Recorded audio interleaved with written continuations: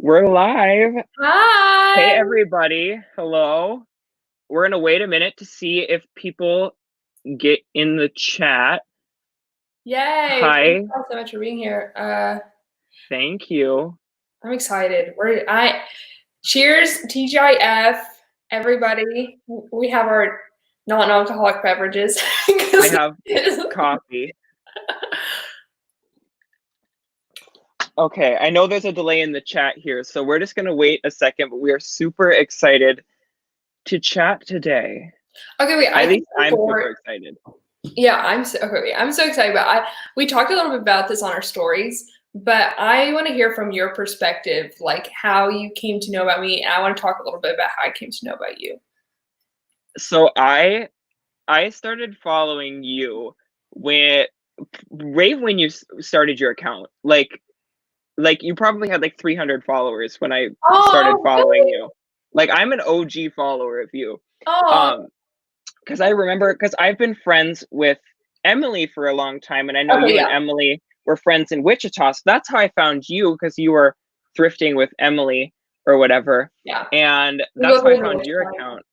And so I've been following you since like you were in Wichita, and I remember when you got your first employee in Wichita, and I've been following you for a long time. And then the first time we actually like met in person was at Posh Fest last year. And it was funny Yeah. because we were both like sneaking out of a really boring session, and we were just like, "Hey." And then we like just sat down and started talking, and I think we talked for like an hour. Like Yeah. we just sat down and talked because I don't know, I think you're really interesting to talk to, and I think I'm okay to talk to sometimes. So Well, I really appreciate your perspective because I think you pride yourself on being somewhat intellectual. Like you definitely are. You're in academia right now, and so you see things from not only like a business perspective, but from like a critical lens. And I feel like that's somewhat not missing, but it's just like really refreshing to me. And then also like you love fashion and you love like sustainability, and so there's so many things that I can like really dive deep in with you about, and like especially like the political implications and all these different implications that like fashion really has. So I was like so excited to chat with you last Posh Fest. I felt like we could have kept talking for like oh ever. yeah, no, we could have, for sure, we could have just like sat and talked for a long time.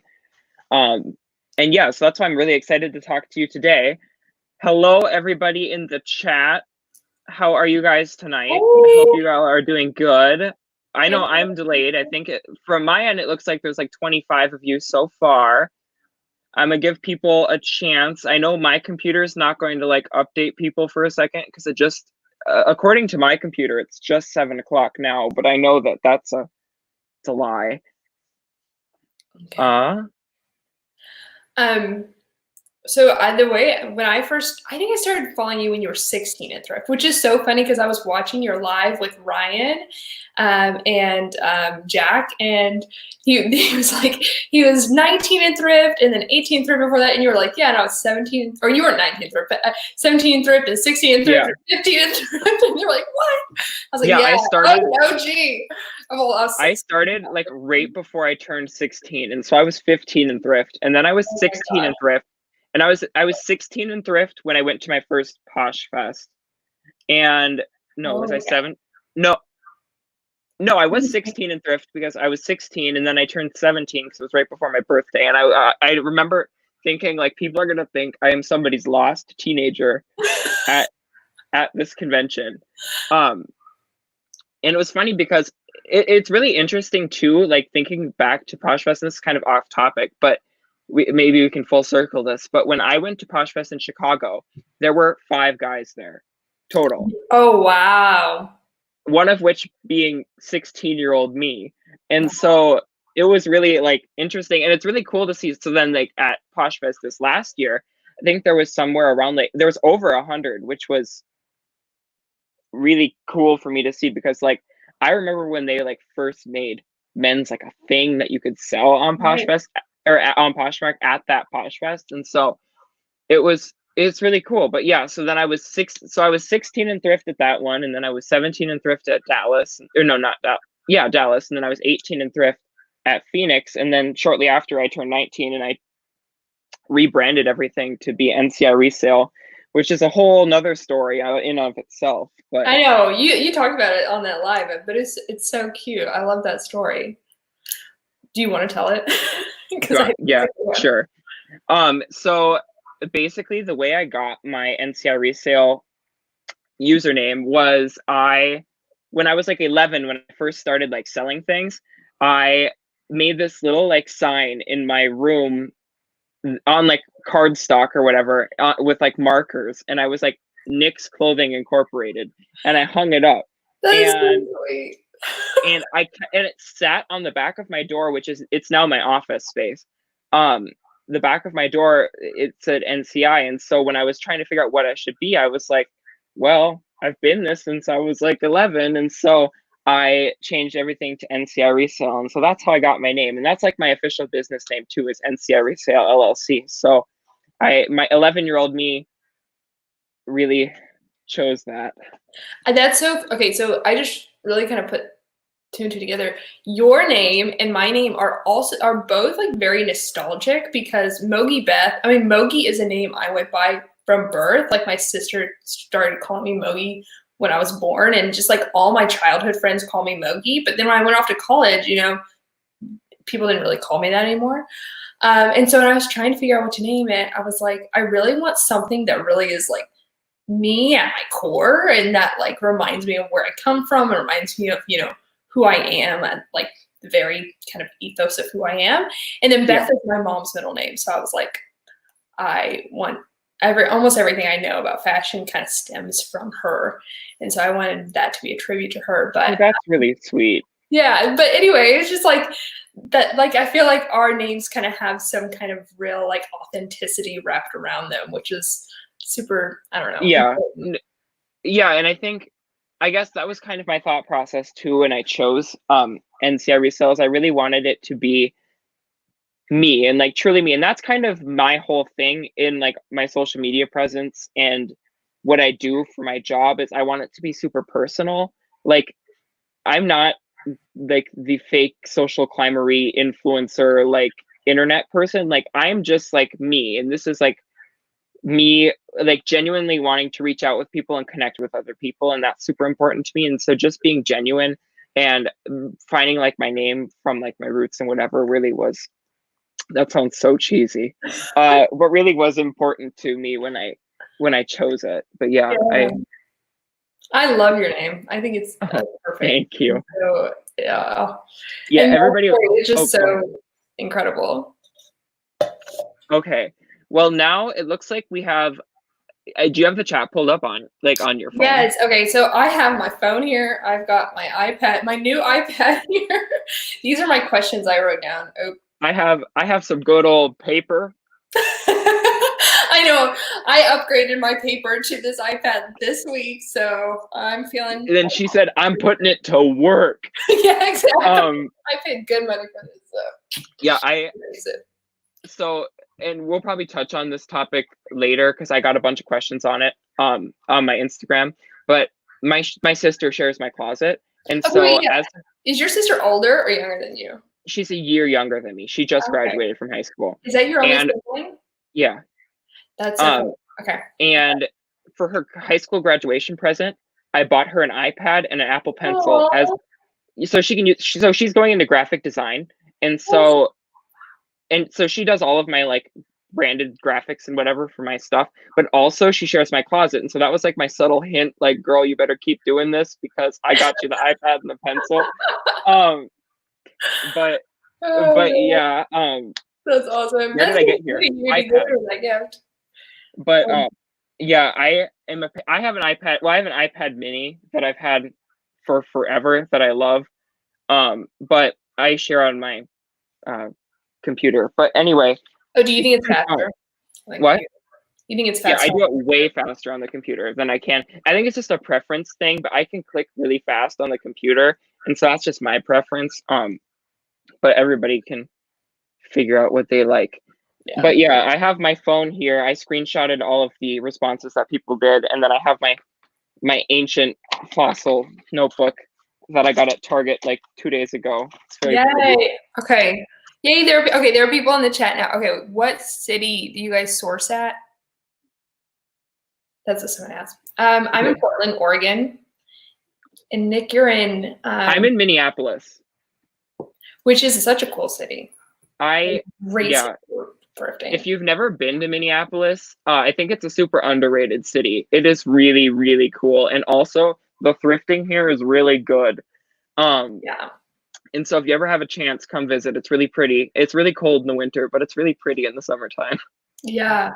My brother lives in Madison, Wisconsin, so I am going to take a trip to visit him, and I'm going to go to Minneapolis. I need to, and I want to. Okay, when you do, let me know because we're gonna link up there. Okay? Yes, I want to hang out with you and Haley and Jack and Ryan. I want to just like get your reselling group and interject myself. Maybe Emily will come. So Emily came here in January, and Emily and I got to hang out for a night, which was super fun. But yeah, where are you guys from in the chat? Let me know. Yes. Let us know. Canada?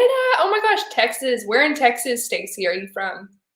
I think she's from Austin. Sorry. Oh, nice. Not to answer that for you, but Stacy's my Instagram friend. I was born in Lubbock, Texas. Nashville, Cape Coral. Oh my gosh. Okay. So cool. Okay. Well, you want to start with what questions? You want to go back and forth? Yeah, sure. And we can just chat or like talk and, let it, whatever. I'm in no hurry. And so I'm just really excited to chat and ask you questions. And so I have the ones I wrote for you. And then I have all kinds of questions that people on Instagram made. And then anybody in the chat, if you have any questions at any time, we will do our best to answer them. I am not particularly the best, YouTube live facilitator in the world. Some people are like, bang, bang, bang, bang. And I'm like, I can't focus on that many things at once. Oh my gosh. Have you ever gone live by yourself? Not on YouTube. Yeah. I have on Instagram, but not on YouTube. On Instagram, I think it's easier. I was doing it weekly on YouTube for a few weeks, and it was like I could not keep up. It was so intense. So not because of that, but we stopped doing it. I'm glad we stopped doing it. It's like a skill set, and people who do it regularly are like really good at it. Yes, and it's just like anything. It's a learned. Yeah. The more you do it, the better that you're going to get at it. Hello, everybody new in the chat. If you're just joining, I'm here on my channel. If you're one of my subscribers with Mogi, who I'm sure you're already subscribed to, and if you're not, you should go do that right now. But anyway, okay. So I'm just gonna, hit you with a hard one right off the bat.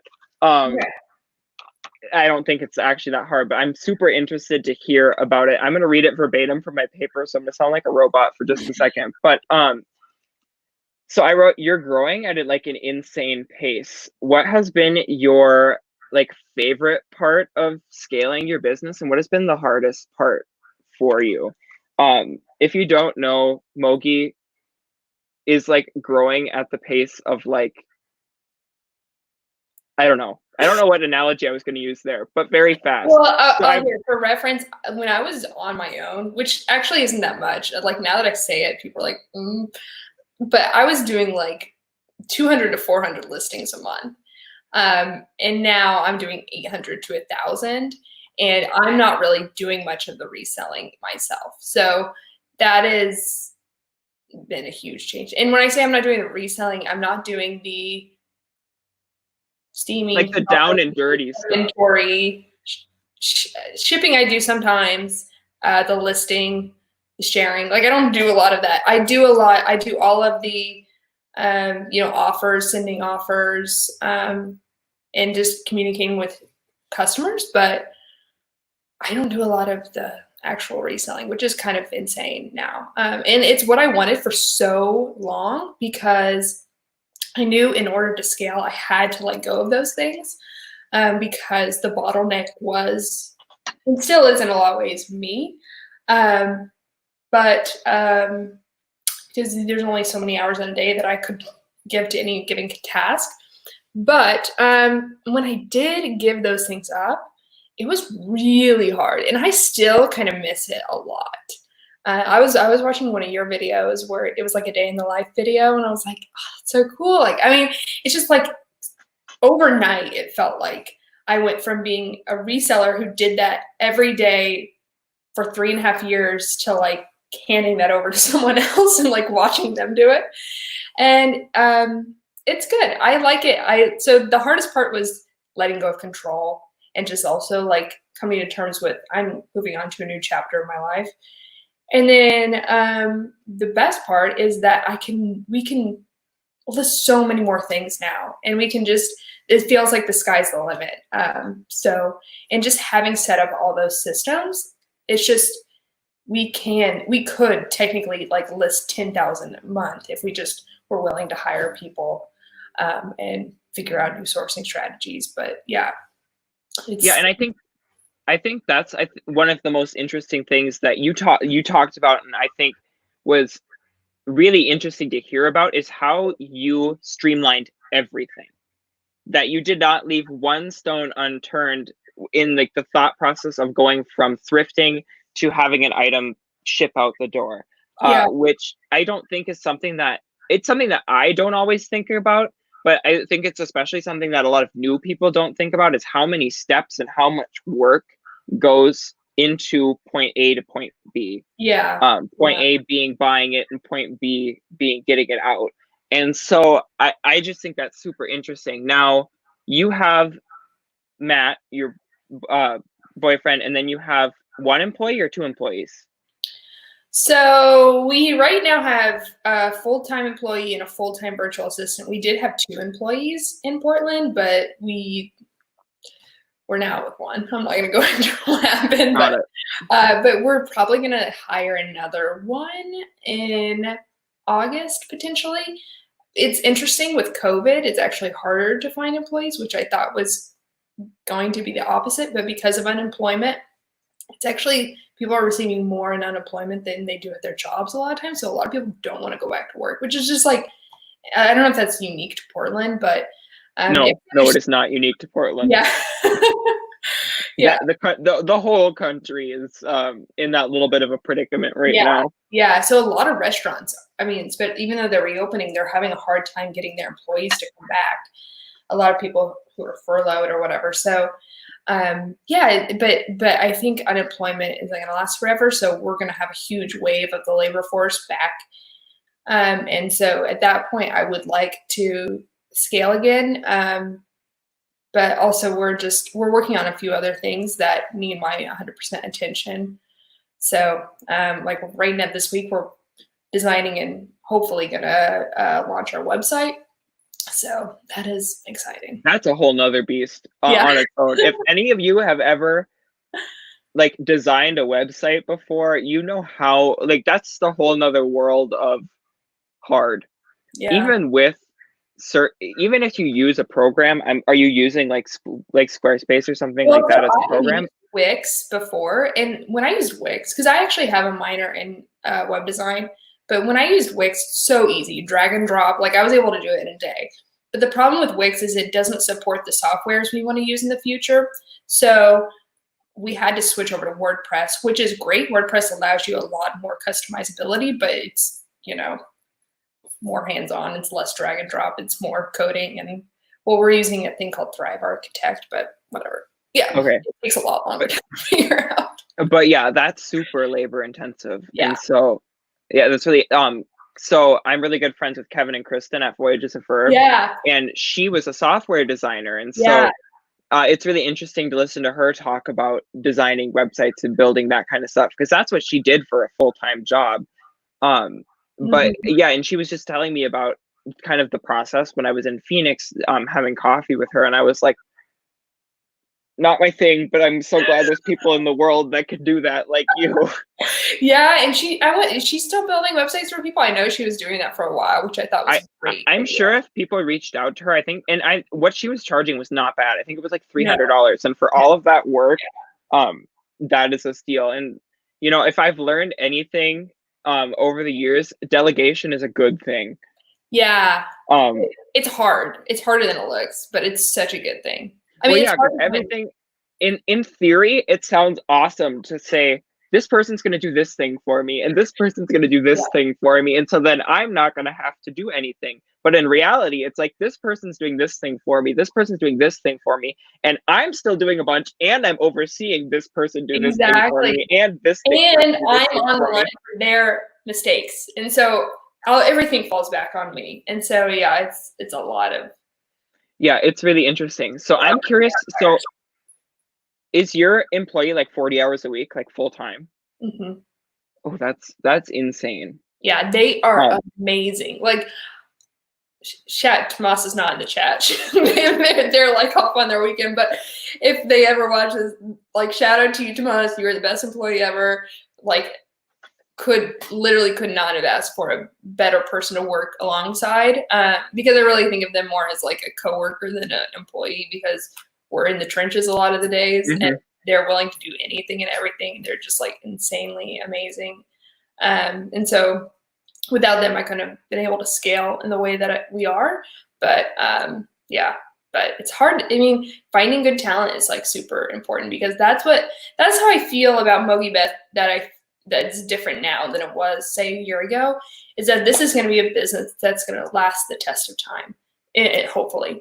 And so that's what I'm trying to build, is a company culture, a level of like accountability of me and everyone else, and we can hold each other accountable, and just, a set of values and a set of like systems that we all can agree upon and work within. And so that has been just a huge shift. I'm reading a lot of business books again and trying to figure it out, because it's a lot. I went to business school, but doing it is way different than actually learning about it. So yeah, and I think there's a point in that, like, behind every person who seems like they know what they're doing, none of us actually know what we're doing. It's just like, so okay, I'm a youngin', and so I'm gonna make a reference that a bunch of people aren't probably gonna get, but I'm gonna make it anyway. But I watched so much SpongeBob as a child. Yeah. Okay. Me too. Okay, so you know the episode where in his brain all of the little SpongeBobs are like burning everything, and it's like the file cabinets are on fire. And it's like he's trying to remember something, but like his brain is like burning down in the background. That is my like thought process at all times of the day. Just burn it all. Oh my gosh. Wait, I love SpongeBob. What is the Frankenbob? What was that one called? I can't remember. Doodle Bob. Doodle Bob. That was my favorite Amazon one. Mihoy, Minoy. Oh my God. Wait, okay, yes. I'm gonna say hi to Stacy and hi Jess. Hi guys. For being here. Oh my gosh, I'm so happy that you all have come. I'm gonna take this opportunity to shamelessly plug my YouTube channel. Yeah. I really just started like doing YouTube seriously in April.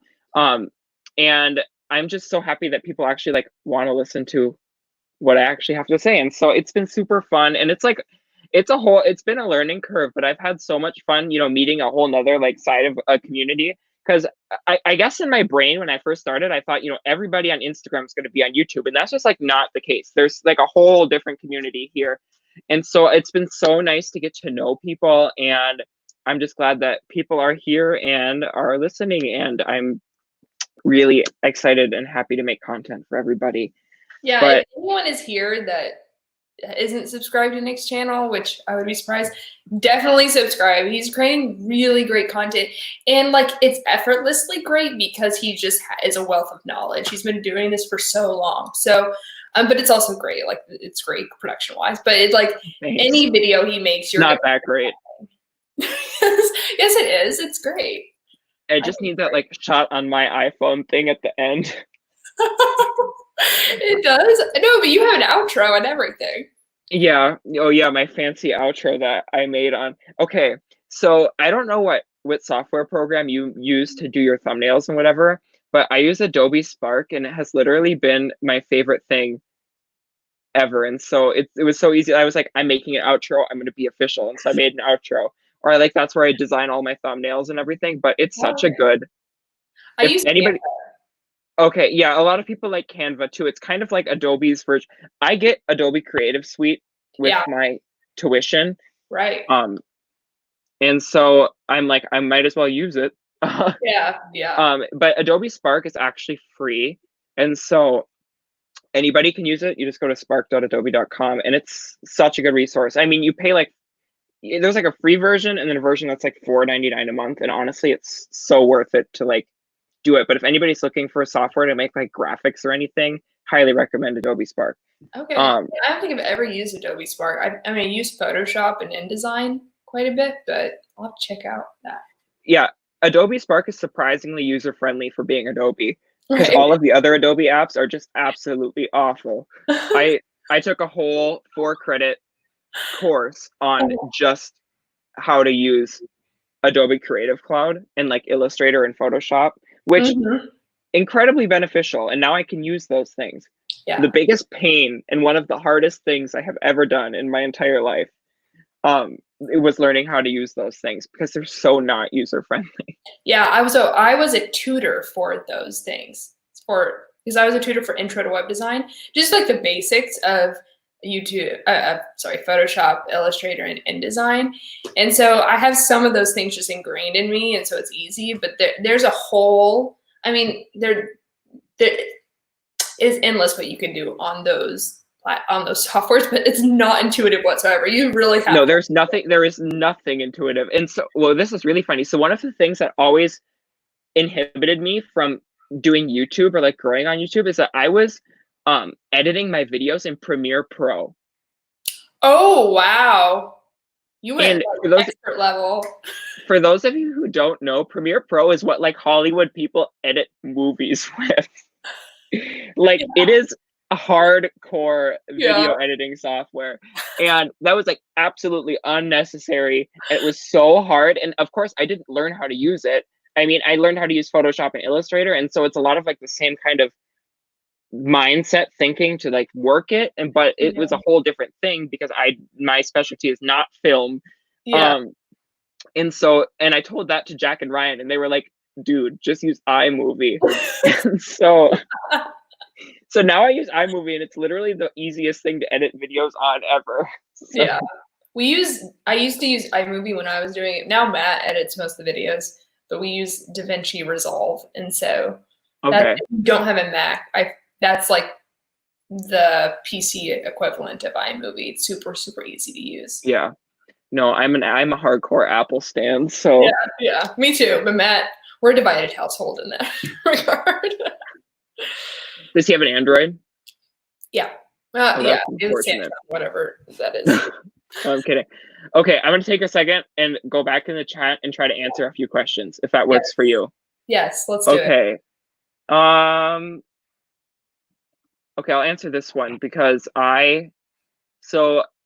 for those of you who may not know, I do a lot of I sell a lot of stuff to consignment stores, and I actually have a whole leg of my resale business that relies on an in-person consignment store, like a true consignment store. So just like, the Real and ThreadUp would be, you get paid when stuff sells. Same idea, but brick and mortar. And so well, the pandemic really took a toll on my business in that sense because I had to close. But now it's back open and, we're doing good. But I bring about 100 things a week at least there, all from the bins. And basically everything I sell there is 100% profit because the stuff I buy at my bins is paid for by like 1 or 2 things that I sell from the whole haul. And I usually get 100 things. And so it's just pure profit. But just to put it in perspective, I paid for my entire year of college with just money I made at this consignment store. Wow. Y'all hear that? And dang. Yes. Oh, hot dang. That's a lot of money. And so, my last video on YouTube was me going to bins and then taking it to Crossroads, which I haven't yet gone to Crossroads with that stuff because I think I want to document that. But the number one question was like, is this a real viable strategy? Can you really take it to? And it is. Like, you can you could literally just do that and make a solid. I know somebody She doesn't have a social media presence, but you get to know people at the bins or at the thrift stores because you see everybody. And I know somebody who just goes to consignment stores or whatever, and she made almost $60,000 last year. Wow. Just bringing things to like Plato's Closet and whatnot. And so, I mean, that goes to, you can make money doing anything. Yeah. But Yeah. I didn't make that much, but I sold, I believe, almost 4,000 things at the consignment store last year. Wow. And yes, they know I'm a reseller. They know exactly what I do. I don't hide it.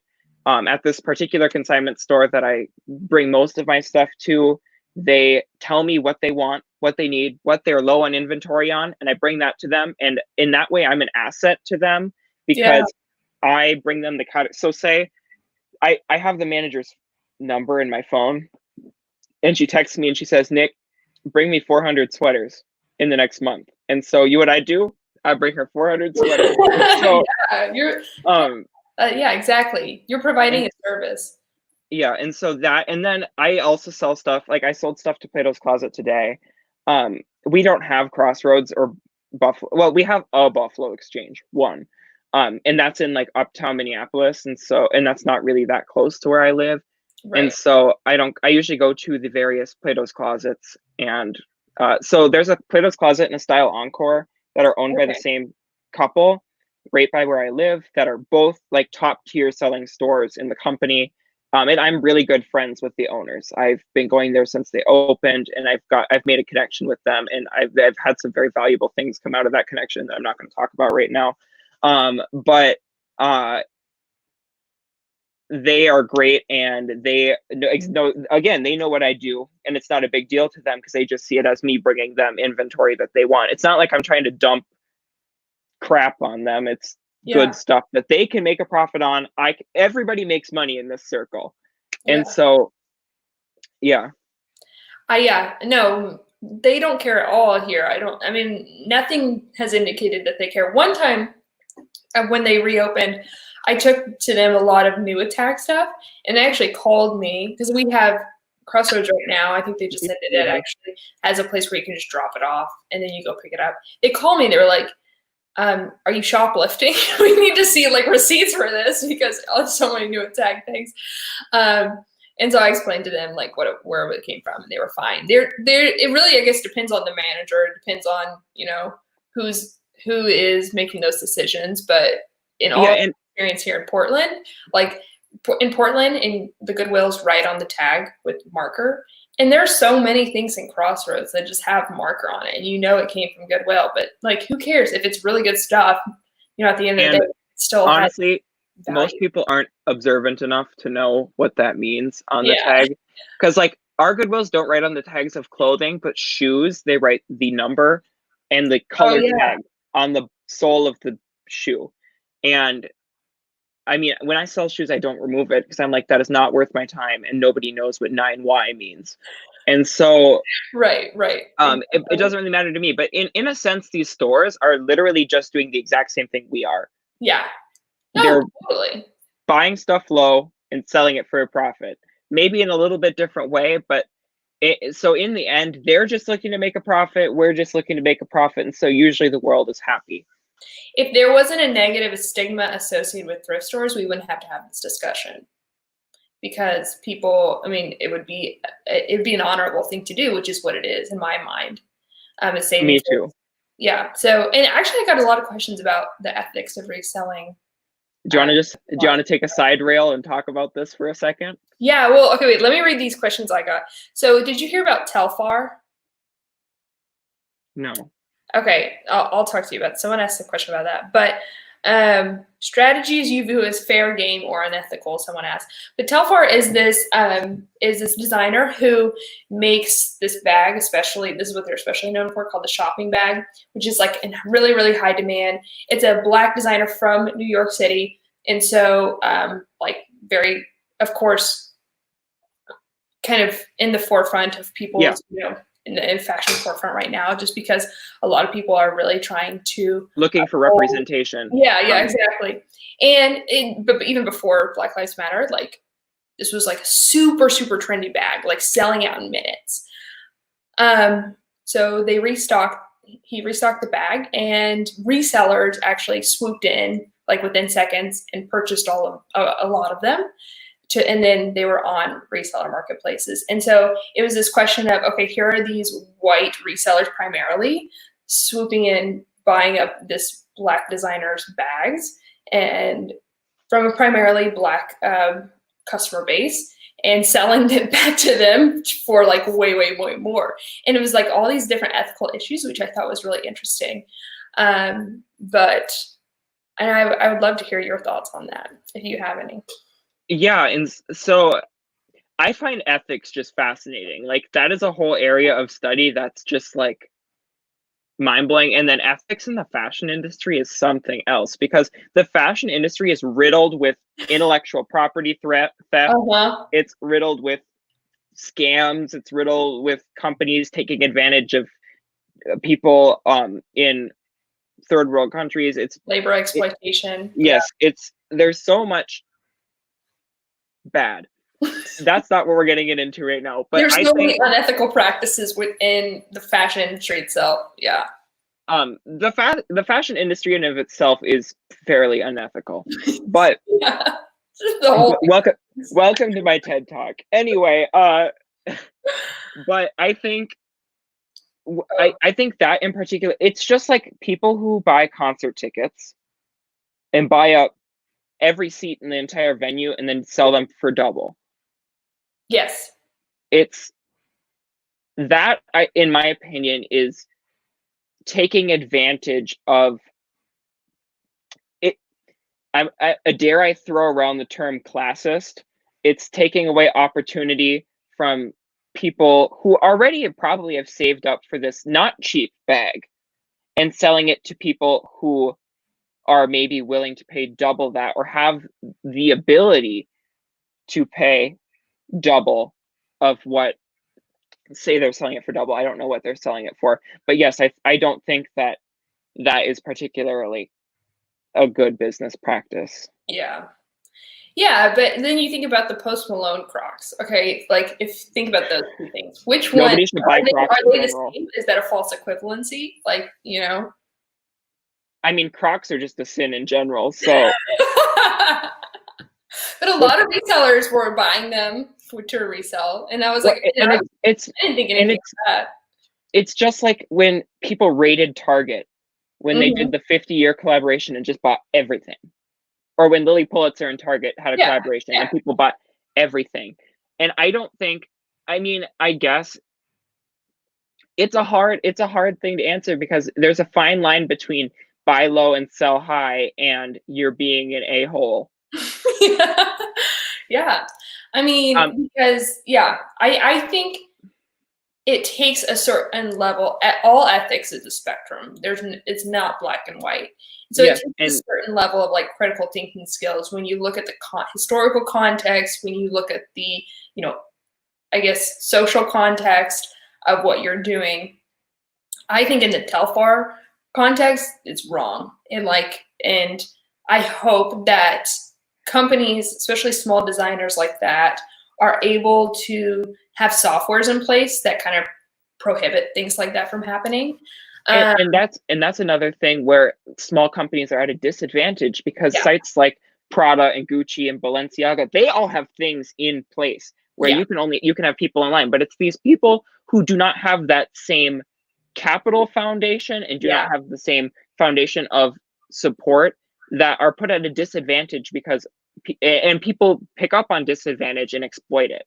Yeah, exactly. And the ethical dilemma is a really interesting thing, because everybody approaches ethical dilemmas in a different way in their mind. And like you said, it's a spectrum. And so what is right for one person may not be right for another person. And then in turn, you also have to take into account what the situation is and what the effects of your actions are going to have down the line for other people. And so that's a really interesting thing you think you brought up as well. Yeah, exactly. Yeah, so I think it's I think the ethics of reselling, I think it's something that we constantly have to be checking back in on, because I think there are areas in which it is unethical, and I think that's a really good example of one. But the idea that, in my mind, the thrift store idea, like, it's a hard. So I'm assuming you're not a TikTok user. I was, until the whole the Chinese government is just. So as a representative of Gen Z, which makes up the vast majority you're a Gen Z of people on TikTok, and I think a lot of people in the reselling community took this TikTok drama really, really seriously. And I'm going to give everybody an insight. I'll give you the insight into TikTok first, and then I'll give you my insight into this second. But people on TikTok are ruthless and are looking for anybody or anything to cancel at any time. Oh, wow. And so they will do it with brands, they will do it with people, they will do it with ideologies. And so that's what happened briefly in the reseller community. Is somebody on TikTok made a video of a reseller in our community, I can't remember her name, and she made a TikTok in a thrift store, basically going through things and saying, I'm not buying this because I'm not buying this to resell because I'm not buying. And another person duetted it, which means their face shows up next to it. And she put text above her head talking about how what she was doing was stealing from the poor. And it got like 300,000 likes on TikTok. Oh, wow. And like 1 million people saw it. And it started this whole, and I mean, it's good to have conversations, but it started this very accusatory thing of all of you people are stealing from the poor. And this, I'll get into this now, is that I think that belief comes from a fundamental misunderstanding of the purpose of thrift stores. It's coming from a scarcity mindset that these people are buying things and therefore there aren't going to be other things. When in reality, we live in such a hyper consumerist society. There are so many clothes. In the United States alone, the average American throws away 83 pounds of clothes a year. That's insane. Americans buy 50% more clothing than the next 5 countries combined. It's inconceivable the amount of clothing that we go through in this country, especially. Whoa, wait, say that again. United States consumes more clothing than the next 5 combined? Whoa, that's crazy. Okay, keep going. Yeah, and it's crazy the amount of stuff that we go through. And the fast fashion companies that take advantage of Americans wanting to spend money, and this idea of the 52-week fashion cycle instead of the quarterly fashion cycle, it's insane. And so there is this misunderstanding that there isn't enough stuff at thrift stores for everybody, which is just wrong. Yeah. And to an extent, so people say, well, resellers are making prices at thrift stores go up, which is in turn making them inaccessible for low-income people to get clothing. Now, my thought process on this is thrift stores, for the most part, are for-profit organizations. Especially like if you're looking at Savers or Unique, that company, that is just a company. That is not a charity. That is a company looking to make money. Yeah. Goodwill is interesting because Goodwill is technically a nonprofit, but the way Goodwill works is that the money that Goodwill makes is spent paying their employees because they hire people who would otherwise have an issue gaining employment. Goodwill is the largest employer of felons in the United States. Goodwill employs people with disabilities who would otherwise have a hard time finding a job. And then Goodwill also does job training for people, especially in lower income areas. And so that's where the money from Goodwill is going. So these companies are going to charge, no matter what, as much as they possibly can't think they can get because they want to make the max amount of money they can. Yeah. And so regardless of if people are going to buy stuff to resell or if people are just buying stuff, because the stigma around thrift stores that you mentioned earlier is going away. It is starting to recede a little bit. And so regardless, the demand for stuff at thrift stores is going up. And so therefore the prices at thrift stores are going to rise in some way. But going back to what I was saying before, I just think there's so much stuff. Like I said, I shop at the bins a lot. And I may be there for an hour and buy 50 pounds, or 2 hours and buy 60 or 70 pounds. The Goodwill outlets in my area, I was talking to a manager and she threw out a statistic that just floored me. They sell 10% of what goes out on the floor. They run those bins, they change rows every 15 minutes, 8 hours a day, 360 days a year. My God. And they run three in Minneapolis alone. That's they probably like 100 tons of clothes a day. It's insane to even think of, like, imagine that much clothing. And so I could literally cry just thinking about that, because the thing is, we pat ourselves on the back and say it's okay because of textile recycling, or it's okay because it's going to third world countries. When you look a little bit further, you see that a lot of countries, a lot of African countries don't want our clothes anymore. Like, we are ruining their local economies, and a lot of them just put it in the landfill. It's like we just dump our problems over there, and we just so we can feel good about ourselves. I don't know. You can probably talk more about that too, but it's just there's no really great outcome from treating clothes like disposables. And that's a mindset that America needs to get out of. You brought that up. So I actually wrote an entire essay on thrift stores of third party organizations buying clothes and sending them overseas. And and this kind of gets into the we're not gonna, well, we could if we really want to, but the race conversation with America. This gets into the white savior complex that a lot of people struggle with in this country, but we think automatically we're sending clothes to people in need. That is what our thought process is. We're giving them this. They should be grateful that we are giving them this. When really, this clothing that's being sent to these countries is crippling their economy. The majority of it, because, okay, I'll elaborate on that, cripples their economy because where they would produce things before and people would buy things in these respective countries. So in my essay, I talked about Haiti, where Haiti gets a lot of stuff from us, especially after the earthquake in 2009 in Haiti. They received this net influx of just bananas amount of clothing. And whereas they would produce stuff before, their infrastructure got crippled by this earthquake. And instead of helping them fix their infrastructure, countries just gave them a bunch of stuff.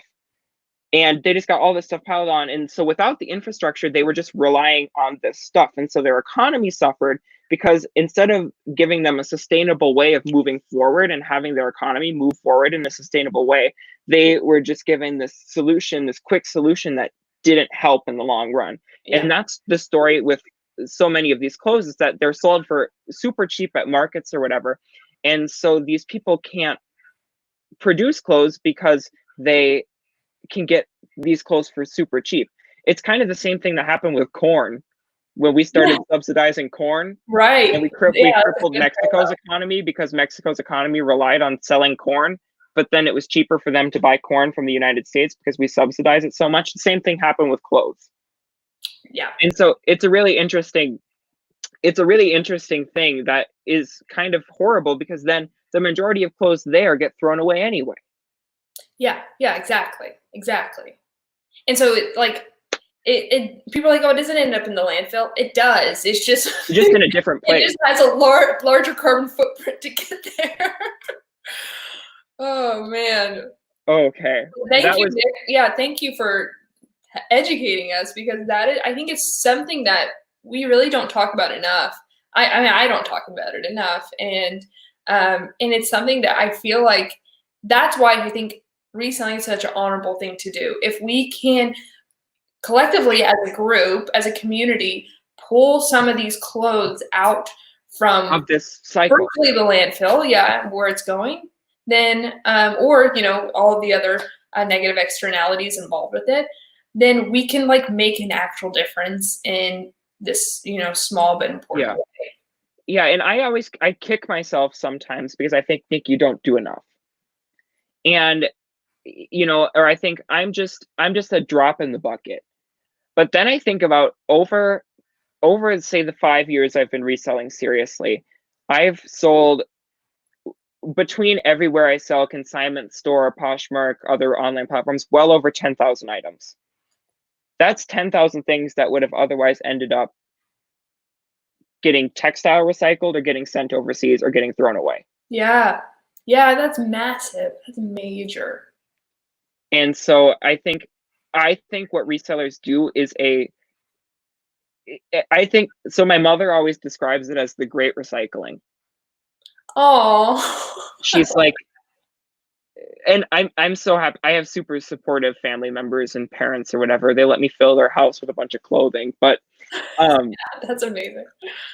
But I think I agree. I think what we do is ultimately recycling and keeping things from getting downcycled or thrown away. Yeah.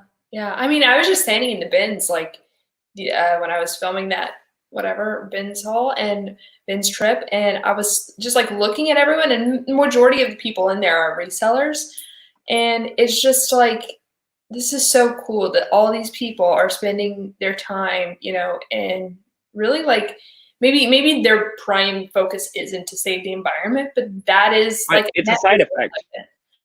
What? It's a good side effect. Yeah, exactly. And it's just so cool that like we can all collectively do that. And so I don't know. I think it's, yeah, I like that I'm talking about it with you, because there's no one I would rather talk about it with you than, because I feel like you know so much on this topic. Are you studying? So what are you studying in school exactly? And what class did you write that paper in? So my major is called retail merchandising. Okay. And so fashion merchandising. And one of my minors is sustainability. Okay, nice. It's one of my like passions in life. So my major is retail merchandising and my minors are management and sustainability. That's and the class that I wrote that essay for, and I learned a lot of this stuff for, was called Fashion Ethics and Consumption. And the whole class was literally about kind of what we were talking about, is ethical dilemmas in the fashion industry and how they play into how we consume product in the United States, and how that affects the rest of the world globally. And so that was a really interesting thing to learn about. And I also learned a lot about just the fashion industry in general. I'm going to give everybody a very valuable resource. If you want to learn more about this and other stuff, watch the documentary, The True Cost.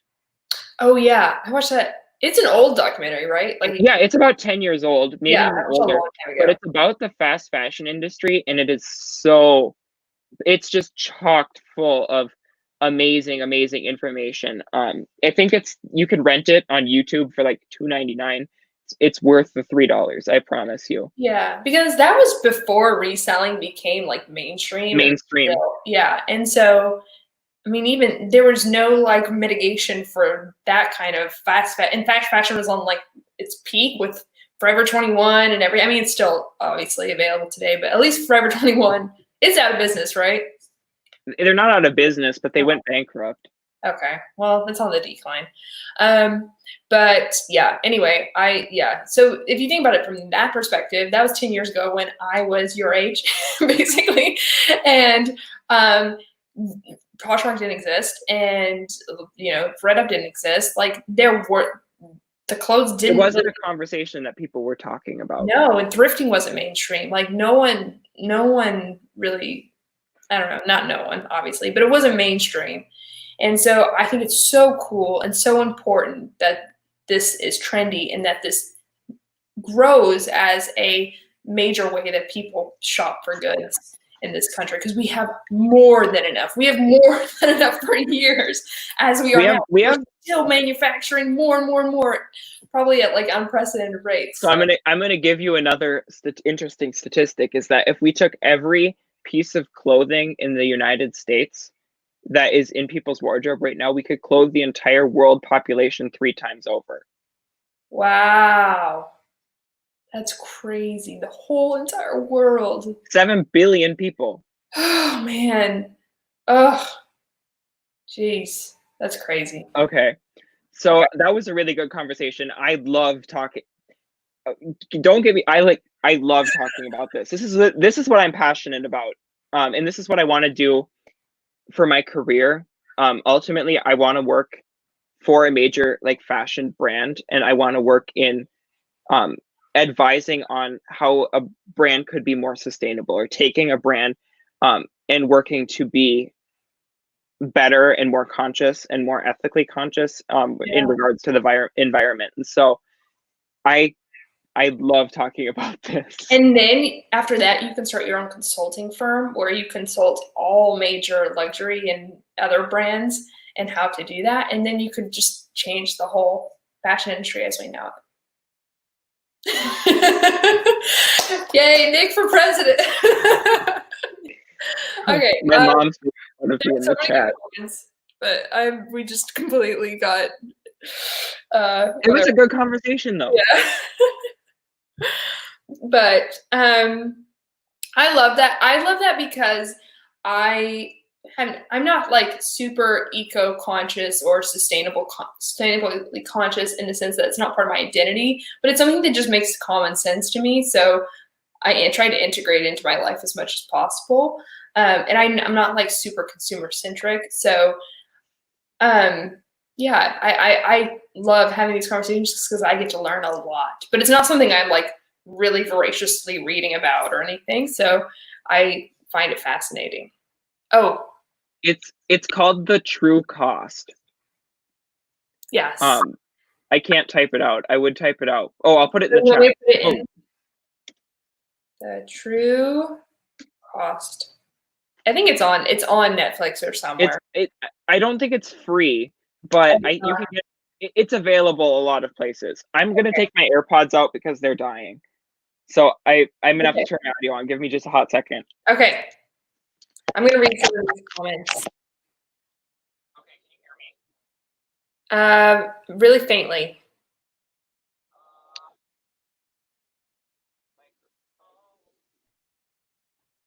Okay. How about now? Can you hear me now?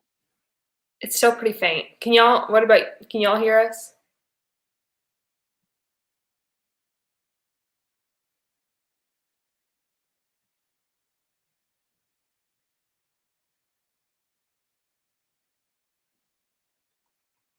How about now? Yes, I can hear you now. Good. Sorry, it was still connected to my AirPods even though they were in my case. And so it was trying to like even though they're in your case. Oh man. Okay, but y'all can hear me now, right? Mm-hmm. Okay, good. Do you want to ask a question now? Okay, what I want to talk to you about is kind of about fashion trends, which is, I mean, first of all, it is a weird space being like trend conscious and trend focused, even though trends come and go. So you can always pull from vintage, but there are ones that are fairly new. Well, this isn't my question, but my side question is how do you kind of, marry those two things where you're trend conscious and then also like sustainability conscious? And then also, what are your favorite trends right now? That's what I really want to talk about. but that too. So I think people always talk about how what goes around comes back around in fashion. Yeah. That's true. That's 100% true. 100% true. And so just a fun fact about me, I gave up shopping at fast fashion stores and regular retail my senior year of high school. And so because the thing that got me really interested in that particular topic is that my senior year, I was in a concurrent enrollment class, which is like a college class that you take in high school, that as long as you pass it, you get credit. And it was actually through my university that I go to now. So it was like my freshman writing class just in my senior year of high school. Wow. But we had to write an argumentative essay on a topic that was unique. And so it couldn't be, you know, all of the hotly contested political topics that everybody always talks about. It had to be something different. So like my best friend wrote hers on roundabouts. And I wrote mine. Wait, roundabouts? Yeah, like the ones you drive your car through. She wrote an argumentative essay against roundabouts. But I wrote my argumentative essay again, talking about why fast fashion should have more regulation. And so that's how I got so into this topic and what made me so passionate and ultimately choose what I'm going to do for the rest of my life. Yes, Jessica, my mom is in the chat. Sorry. Hi, Nick's mom. Thank you for being here. I told my family to come, but I don't think they're here. But what I was, anyway, getting back into that. And so after writing that and kind of having this like dawn in my head of like how much of an impact this has on our economy and on our environment, I made the pledge with myself to not buy anything new that wasn't from a brand that had some sort of pledge to sustainability, that wasn't just like greenwashing, like, you know, H&M sustainable collection, like, okay. But actually like making an effort. And so when I do buy things retail, I have very much a lot of intention in buying that and specifically supporting brands that are making a difference and value sustainability in the core foundation of their company. Excuse me. But I would say at least half of my wardrobe, if not probably more than that, is from a thrift store. This shirt, these pants, these shoes. Yeah. Ooh, cute. You look so cute today. Hey. Everything I'm wearing now and most of the time is at least part from a thrift store. And so that kind of goes into your question, is that I think it's so easy to find stuff that fits into modern trends at thrift stores or at the bins or even at buy sell trade stores. That's another great way of finding super current pieces that you're still not buying it new. Yeah. Online, Poshmark, you can find amazing deals on those places because we as resellers think market value, but there's lots of people who are selling things below market value. And that's why we're able to find things and do things like online source, but that's also why a lot of people can find good deals for themselves. Yeah. I mean, today, my example, you know, I'm exposing myself, but whatever. I bought a blouse, a Nanine Bing blouse to resell on Poshmark for $10. Oh my gosh. Like, and it's online for $180. Like, yeah. And so I think maybe I want to buy it. Are widely accessible. Widely accessible to a lot of people. And I think the idea of thrifting being like a stigma or thrifting having a bad connotation is going away. And so in that, I think that more and more people are being exposed to shopping in a more sustainable way. Yeah. And then there are questions of like, you know, us resellers kind of promoting these brands like Anita Bing or whoever. And that kind of elevates their popularity or their status. And so, you know, does it make them more desirable, like, and, you know, help them? Like, I don't think Anita Bing is like a really bad fast fashion brand. I wouldn't consider Anita Bing fast fashion. Yeah. I don't even know her practice. I would guess that she probably has pretty good labor practices just because she makes pretty small batches of like high quality clothing. But yeah, I mean, but there's that whole, like, for instance, do you ever do Nordstrom Rack retail arbitrage? Have you ever done that? Yeah, sometimes. Yeah.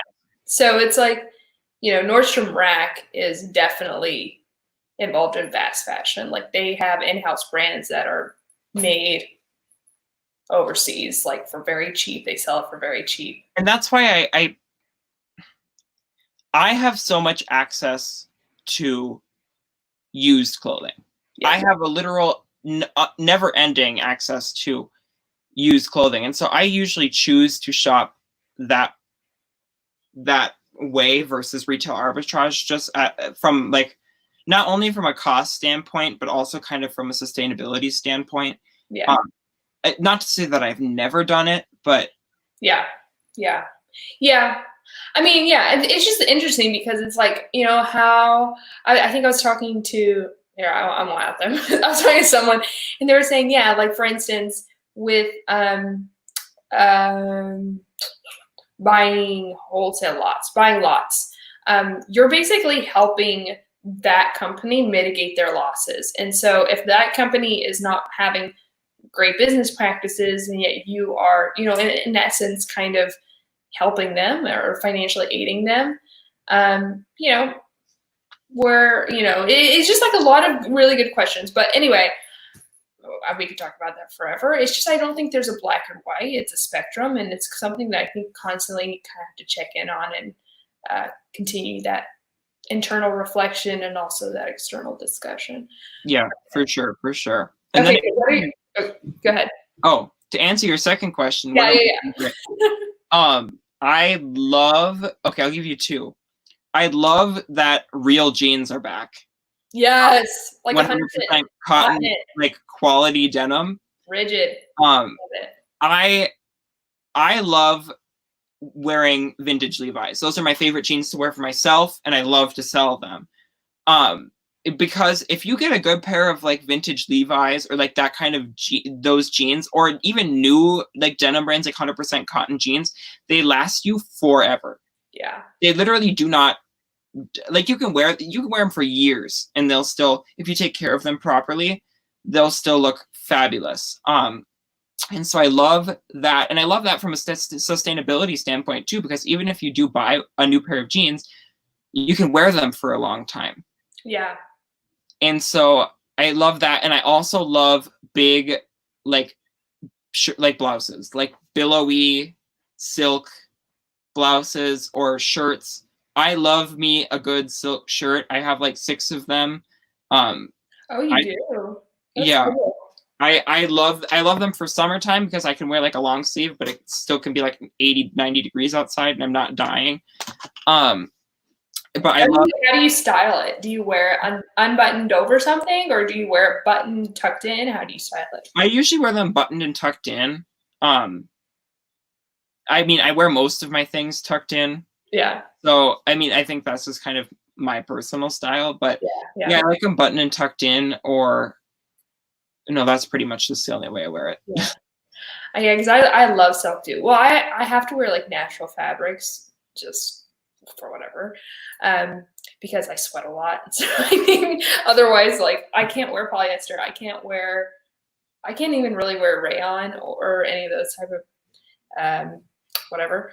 Sometimes I can wear viscose, but I love silk. I love cotton, but that's why I love the rigid cotton jeans and then a silk like blouse. I think 100% cotton, 100% silk, like that in essence is so beautiful to me. And then like I'm not vegan, so I like the leather jacket as well. Like just having all 3 of those that are coming from completely different places and contrast and make it beautiful.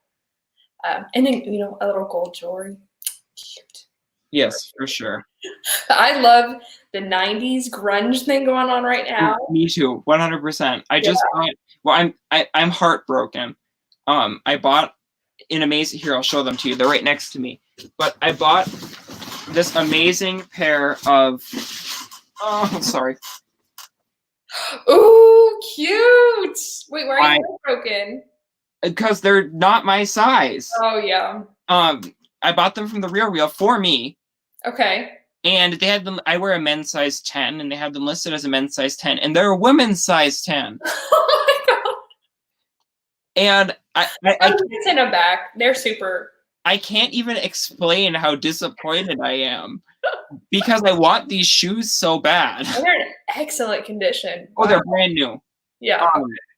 And I love Doc Martens. If people don't know that about me, I have a thing for Doc Martens, and I have a thing for Converse, and I have a thing for nice leather boots. Those are my shoe things. Yeah. I'm almost the exact same, except for I can't wear Converse because My feet are too big. It makes me look like I have clown feet. But I give that up for Doc Martens. I've been a Doc Martens fan for. I'm also Birkenstocks, like hardcore Birkenstocks. I do love me I love my Birks. I do love them. They're so comfortable. Doc Martens to me are not comfortable. Oh really? I have no hard support. It's just like flat in there, and I can't. I have my leather like high top Docs, and I've had them since I was a freshman in high school, and I still wear those things. And they're comfortable to you? Oh my gosh, they're the most comfortable pair of shoes I own. Yo, what's the pair of shoes you wear thrifting? Whatever I'm wearing that day. Oh really? Okay, you have good feet then. Yeah, if you have bad feet, let me know what shoes you wear. I wouldn't necessarily say I have good feet. I have ridiculously high arches. Oh, okay. But for some, I have no problem wearing Converse all day. They don't hurt my feet at all. It's more so I have a problem with shoes since my arches are really high. If like the vamp of the shoe isn't high enough, then it rubs against the top of my foot and really. Oh. But other than that, it doesn't bug me. Yeah, that's super interesting. I never thought about that. I have decently high arches, but okay, wait. Another trend I'm loving, and I heard you talking about this in I watched your trends video. Or was it your trends video? It was like 5 things to pick up right now. Is the prairie look, or like it goes along with the Victorian look too, which is just like this high neckline, ruffle neckline, big billowy sleeves, like kind of like micro floral prints or like really busy floral prints. Yeah. It looks like grandma's sheets, but it's in dress form. Yeah, and then the 70s. I think those 3 are my favorite things happening right now. No, for sure. I love like the flowy, like Victorian, like romantic look things. Like I love vintage gunny sacks dresses. I think they're so pretty. Yes. Stuff like that. I mean, not really my personal style. But more 90s grunge line. Yeah, with the mix of like 70s and 90s and 50s. Yeah. 50s. Yeah, I love like pleated pants, like and stuff like that. And that's very like a 50s kind of thing, or like oversized suits. Like I love that. Like I can't wait until I can actually go out and do things again. Because like I have so many cool wardrobe pieces I've gotten in the last 3 months that I want to wear out. Also, it's hot. It was 100 degrees today, so like I can't wear jackets or my boots, and so I know really fall and winter. Mainly fall is the best time for fashion, in my opinion. For sure. I love I love layering too. Yeah. And so and I have a bajillion sweaters. I love sweaters. I have a ton of sweaters, and so. Yeah, I know. I mean, my personal wardrobe. People like sometimes comment like, "Oh, I love your top on YouTube," but literally, my personal wardrobe is awful. I rarely buy things for myself, and I rarely allow myself to keep things. Okay, but you look so good all the time. So I allow myself like even when you're like, I look bad today, and then you're in like overalls and a sweater and you look adorable. You're like, I look bad today, and I'm like, oh. No, you don't see the most days. I haven't been showing my face a lot on Instagram these days just because it's like you gotta like I don't know. I feel like I have to actually have makeup on and have my hair done and all this stuff, so you don't see the behind the scenes of me like in sweatpants, like and eating like gluten-free pretzels. I'm working on my computer. You mean like me next to my bed with my? Yeah. That's funny. Yeah, exactly. I have an addiction to sparkling water, but anyway. I also have an addiction to sparkling water and coffee, which is why I drink coffee at 8:10 p.m. But oh my gosh, Jill went to prom in a gunny sack dress. That is amazing. That's my mother, by the way. Oh my gosh. No wonder you love gunny sacks. You inherited it from your mom. Oh my gosh. Good fashion is genetic. No, it's no, but our high arches are. Anyway, Okay. Do you have another question for me, or do you want me to ask you another question, or? I have a bunch of questions, but Okay. I only have like one more. Okay. Big one for you. Okay. You want to ask it? Oh, okay. Sorry, I thought you were going to ask me it, and then I'm staring there. Oh, no, I asked you the last question. We were talking about trends. Okay, so I want to know, what role does your social media play in your business? I love that question. Because it's something that not a lot of people, I think, talk about in depth. And I'm really interested to talk about it for me, but I want to hear your perspective. I love that question. I always wonder if this is an interesting topic for people, because the overarching question is, do you need social media in order to succeed as a reseller? And I think no, the answer is no. Do you agree with that?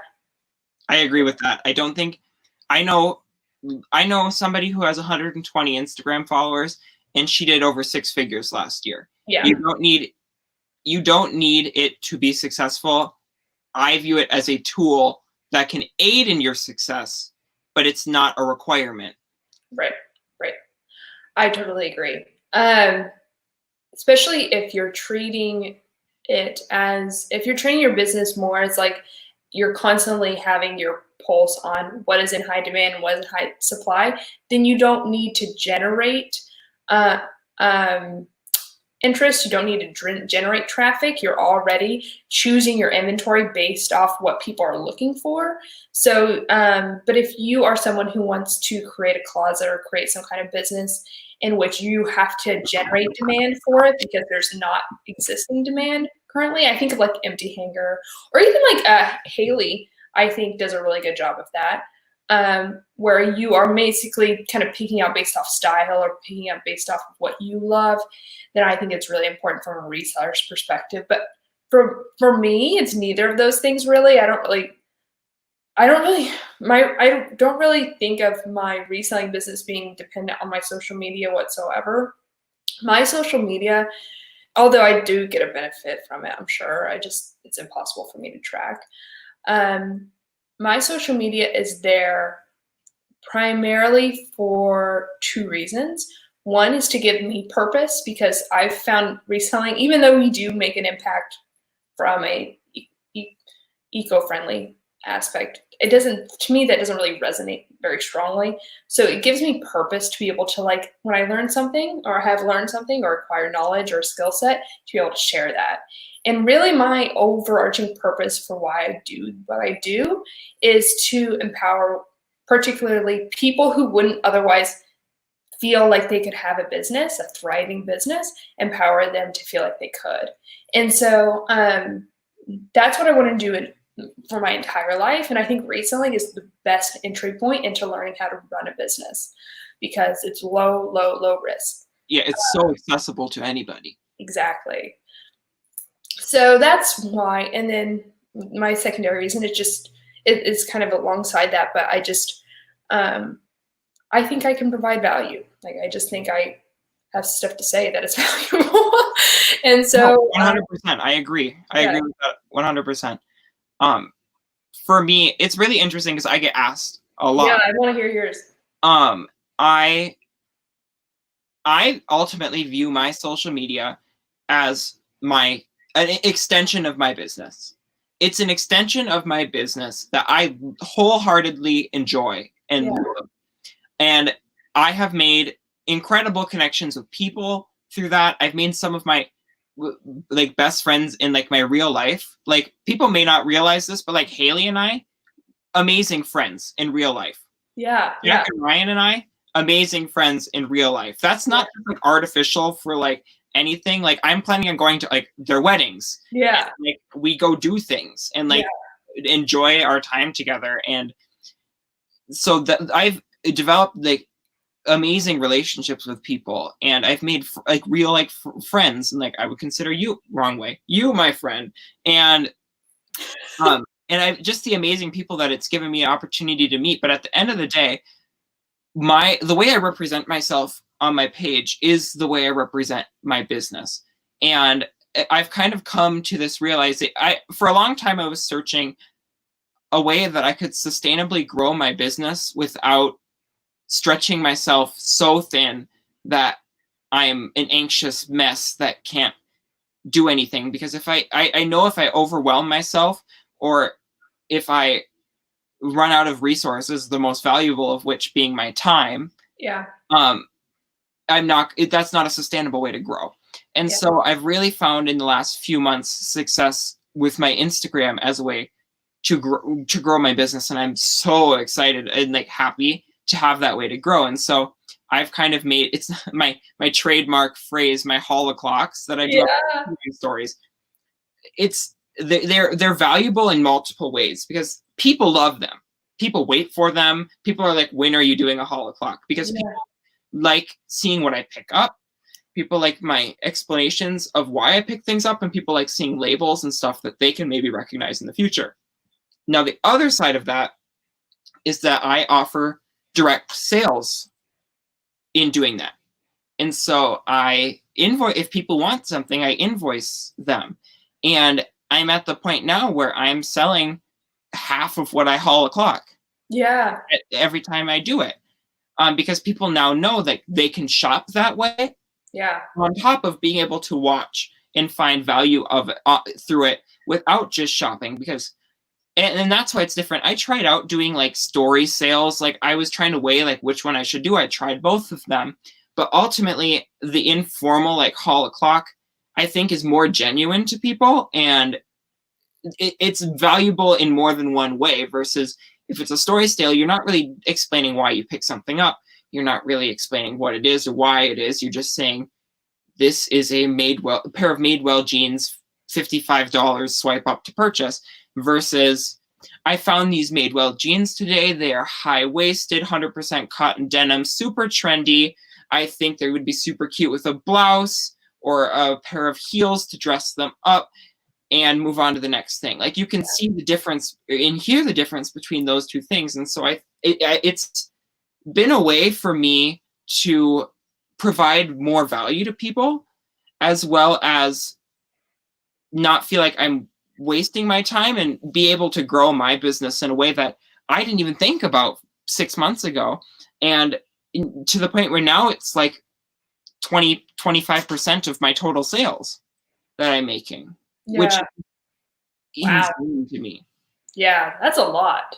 It's something I've toyed around with a lot too, because to me, what you're describing is, I did some like brand consulting, like free brand consulting a while ago. And what I told all the people I was consulting was, there's two different types of marketing in my mind. There's direct marketing and indirect marketing. And what you're talking about is you're providing value, but at the same time, you're indirectly saying, hey, and you know, in case you're interested, these things are also for sale.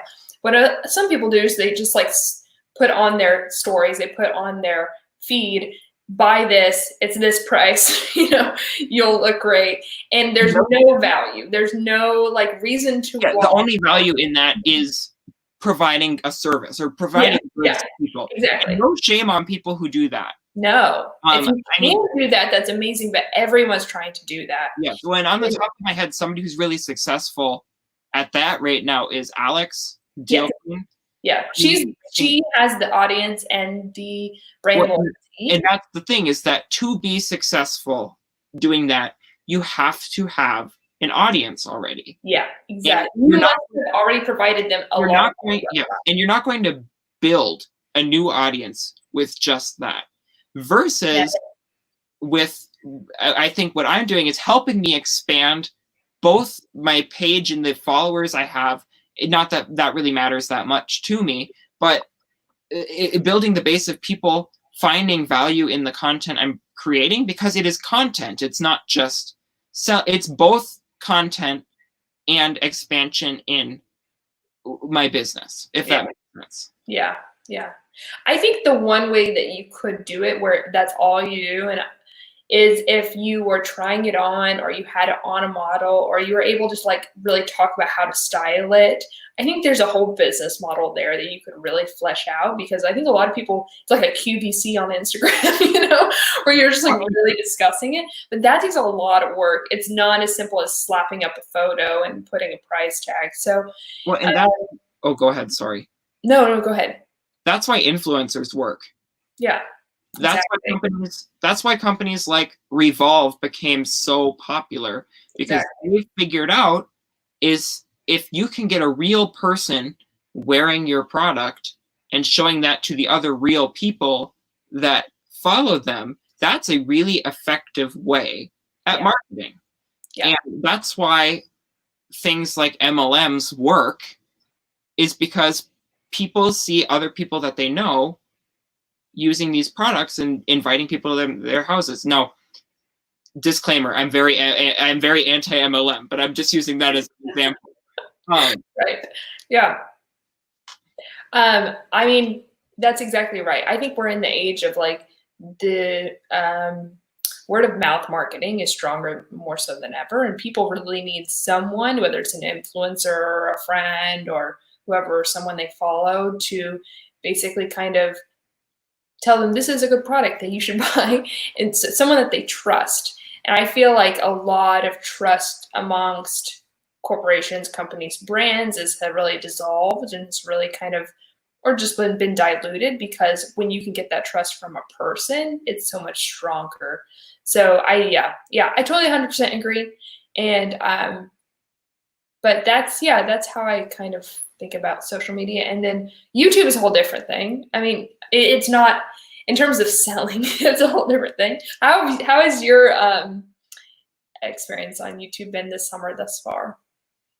It's been good. I mean, right now I'm just focused on growing a channel. And one of my goals, so at the beginning of the summer, I set a bunch of goals for myself. One of which being I wanted to get my YouTube monetized by the end of the summer. Not to say that was really my intention in getting a YouTube channel, but you know, it's a way of justifying the amount of time that I'm spending on videos and stuff like that. And for those of you who may not know, it is not easy to produce and do quality content on YouTube. No. It takes time. And like, I'm working on a video right now that's requiring me to do a lot of research. I'm doing a video talking about 5 websites that resellers can use as valuable resources. Nice. And it's taking me, I'm doing a lot of research and I'm doing backup stuff. And I went to film it yesterday, and I was half an hour in, and I said, this is incoherent garbage, and I deleted the whole thing. Yeah, I do that a lot. And not a lot, but I do it. And so there is it's a lot of work and a lot of effort going in behind the things, but I knew that going into it. And so I'm really, really close, you know, to getting to 4,000 watch hours. Like, actually, this live might put me over the edge. Oh my gosh! Yeah.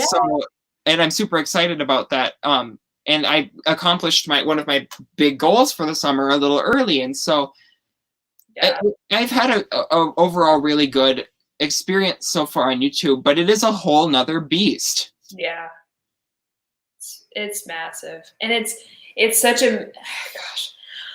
YouTube, I like YouTube more than Instagram. Which one do you like more? I love Instagram. Yeah. I used to love Instagram. I could do without the constant drama of Instagram. But and I think people need to draw a line between valuable conversation and unnecessary drama. Just attention seeking, unnecessary. But yeah, I agree. And if we can, I mean, yeah, I'm not even gonna go there, but I agree. Instagram to me is exhausting for that reason, for that being one of the reasons. Also, just the seeming accessibility I have on Instagram. I have had to like turn off my DMs on my stories, and I can't turn off my DMs entirely, but I am someone who doesn't like to be accessible. Like, if I were to grow up in era where don't talk to me. Never talk to me. Go away.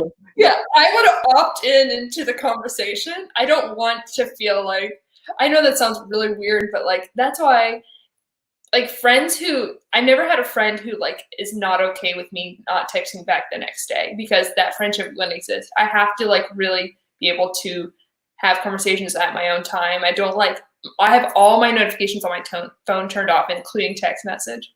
So anyway, for that reason, Instagram kind of gives me anxiety, but I think it's so valuable. I've learned so much on Instagram. I think I've met so many people on Instagram that I'm really trying to get back into it and provide value over there. But it's taking me, that's actually what I'm going to do after this live, is like really sit down and be like, okay, how can I show up on Instagram in a way that's going to be helpful and impactful and informative and positive? And so I want to create a really like sustainable strategy, but it takes work. Instagram takes a lot of work. YouTube takes a lot of work, especially if you're showing up with intention. You know, the moral of the story, everything has work behind it. Yes. And it's easy to feel, especially when you're a smaller account or a smaller seller, it's easy to feel like people aren't working or you're doing something wrong. Because you may not have consistent sales, or you may not have thousands of Instagram followers, or you may not be doing this or that. And my advice to that point is don't compare yourself to other people. Use people as an example of what's possible, but also be very grounded in the fact that they spent hours, days, months, years getting there. And so if you're willing to put in that time, then you can achieve that thing too. But do not kind of give yourself this narrative that they got there easily, because nothing. And don't be hard on yourself thinking it's your fault. Yeah, 100%. I am one of my biggest roadblocks in my personal life, in my professional life, or whatever, is I'm incredibly self-critical. And me too. I put myself in a box that is really hard to get out of sometimes, where I feel like I can never be this because X, Y, and Z.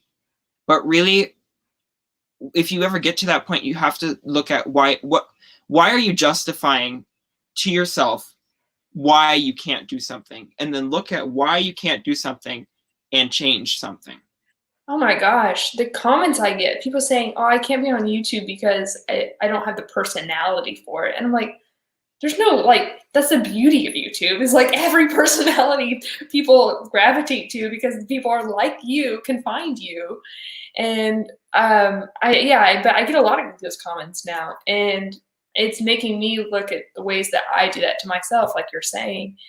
And I totally agree. I have a lot of perfectionist tendencies that social media especially has made me overcome, because at the end of the day, you have to push publish, even though I'm never 100% satisfied with the final result. But yeah, anyway, I'm reading some of these comments now. I'm keep getting distracted. Okay, do you want me to ask you a question now? Go for it. Okay, I don't know what we're at time-wise. Oh, can we just talk about PoshFest 2020 for a second? Oh, Lord. Your thoughts? First, I'm going to ask you, are you in any hurry to leave? No. Okay, good. If you don't know this about Morgan and I, we could just like sit and talk and talk and talk. And so I promise I won't keep you here over 2 hours, but we're having a really good conversation. Yeah. We don't get to do this very often, but hopefully we'll do it more in the future. Yes.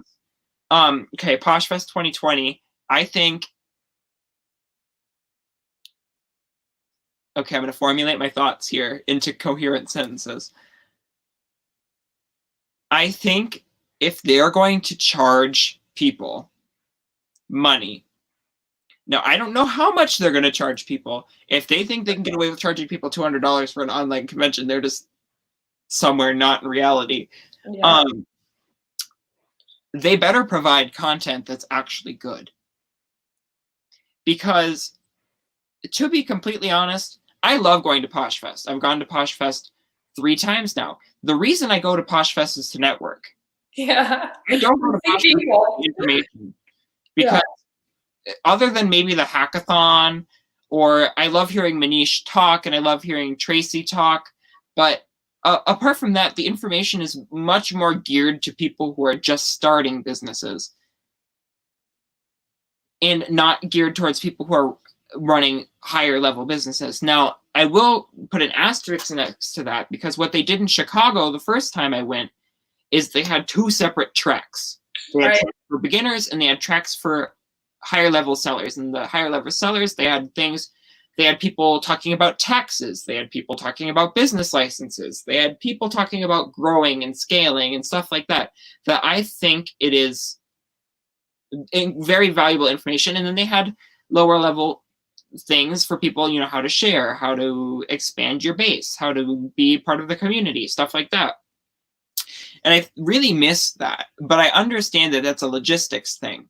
Is that when I went the first time, they had 400 people, and when we went the last time, what was there, 1,600 people or 1,800 people? Right. Some like crazy amount of people. Now, online, I think they have an opportunity to provide, again, something where they could do, this is information for higher level sellers, this is information for beginners, and I think it's a really good opportunity for them, if they make it an accessible price or free, to get people interested who may otherwise not be super involved in the app. Yeah. In my personal opinion, I think they should make it free. And I think they should use it as an opportunity to grow and use it as an opportunity to then take the money that they would have spent otherwise. And I saw this on somebody's Instagram story, and I can't remember who. It might have been Lauren, a Southern Stone.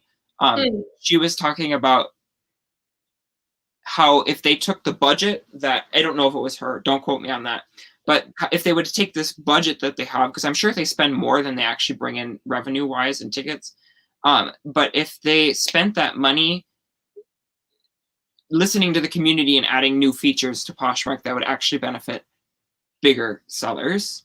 Because I think more than ever, Poshmark has this community of high-level sellers who are selling volume. And I know they just announced like little things that are really helpful. Like now you're going to be able to batch print labels, which is going to be amazing.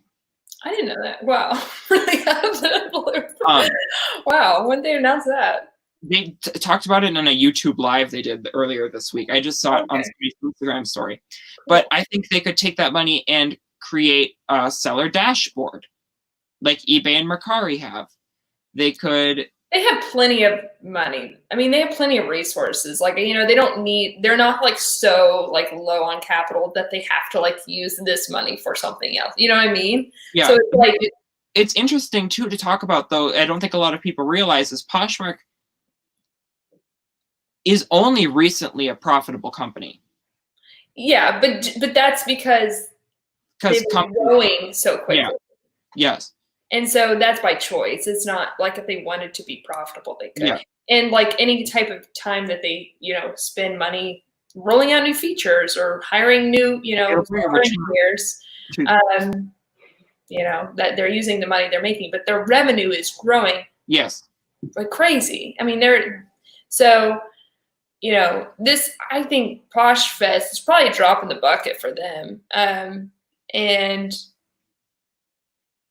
I mean, maybe not. Maybe that's an overstatement, but it's like, it's not that. I mean, whatever. I don't know. Yeah, and then there's the whole drama with them not actually paying speakers, and that's a whole nother story that I have opinions on. Yeah. But but Posh Fest virtually, I mean, what costs are involved with that? Very, very little. So, they should be charging. Someone in the chat said $70. That's insane.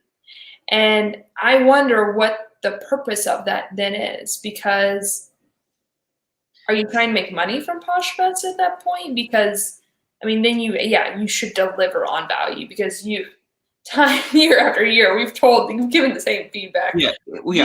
So these panels, although I love seeing my friends speak, are just like so shallow in content because of just the format that it exists within. And so 100%. I agree. It would be way more helpful if they were saying, Nick, we're going to have you talk about sustainability. We're going to give you 30 minutes. We'll look over what you plan to say, but we would love for you to deliver on that. That would be way more in-depth and impactful than having you, for the people, sit on a panel of sustainability where you just ask kind of like softball questions, Yeah, I mean, so you were never a speaker at PoshFest, were you? No. Okay, I'm going to give you a really interesting insight that I didn't talk about what I applied to talk about. They don't give you, because when you apply to be a speaker, you have to send them a lot of information. So basically when I applied in 2017 or 2018 to speak in Dallas, I applied to talk about trend forecasting.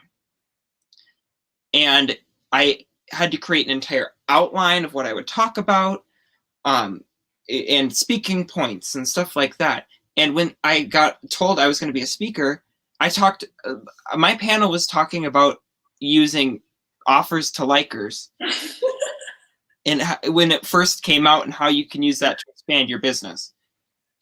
So I really think they could be way smarter and let people talk about things that are their strong suit. And so like like you said, like I know a lot about sustainability and how secondhand can play into that. And so I would love to talk about that. I could have valuable conversation about that. There are people who could talk about things like SEO. Yeah. People who could talk about data and analytics. And there are people who could talk about effective sourcing strategies and stuff like that, where you take people's strong suits and provide really valuable conversations instead of forcing them into talking about something that everybody knows how to do anyway. Yeah, exactly.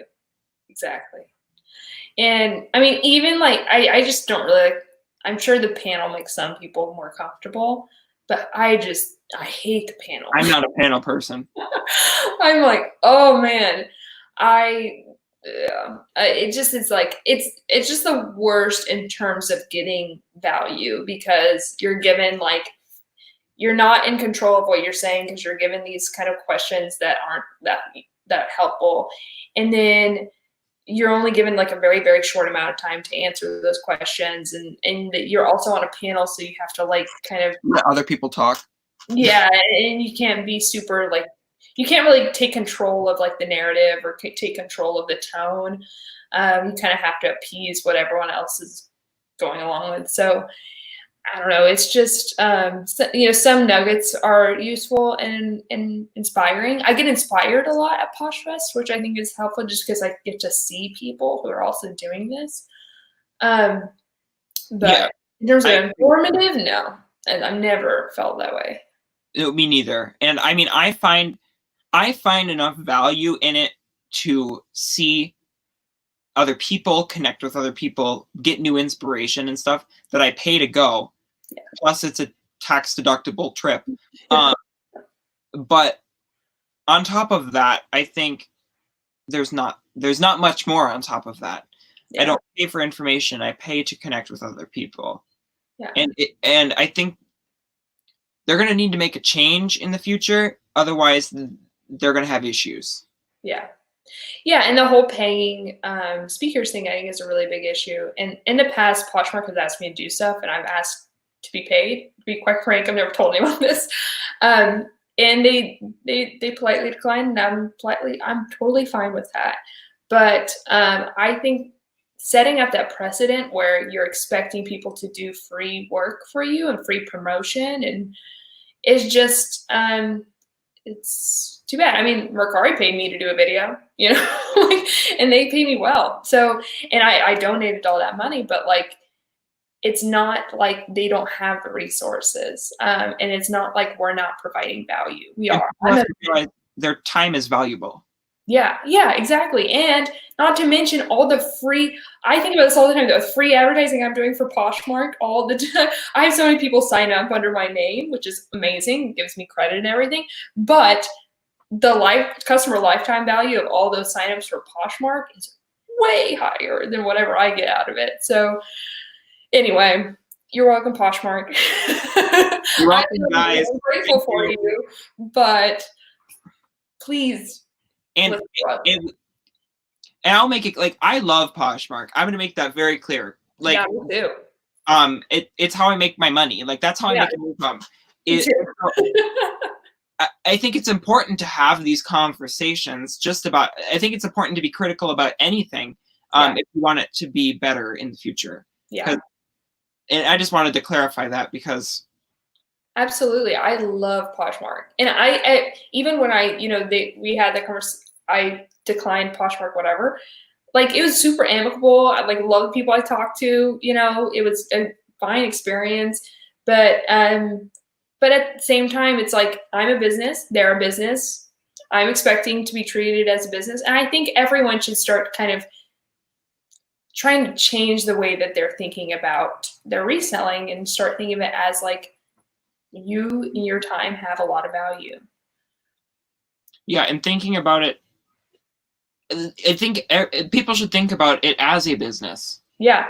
You can have personality in your business, but and this is kind of going back to what I was saying earlier about my social media, is that it is an extension of my business that I love with my whole heart, that I love connecting with people, but at the end of the day, that is my business. Exactly. And I'm going to treat it as such. Yeah. Any work I do with any brand ever will be paid. That's what we're doing from now on. And unless it somehow calls to me from a deep place. I'm sorry I'm not paying you. No, not you.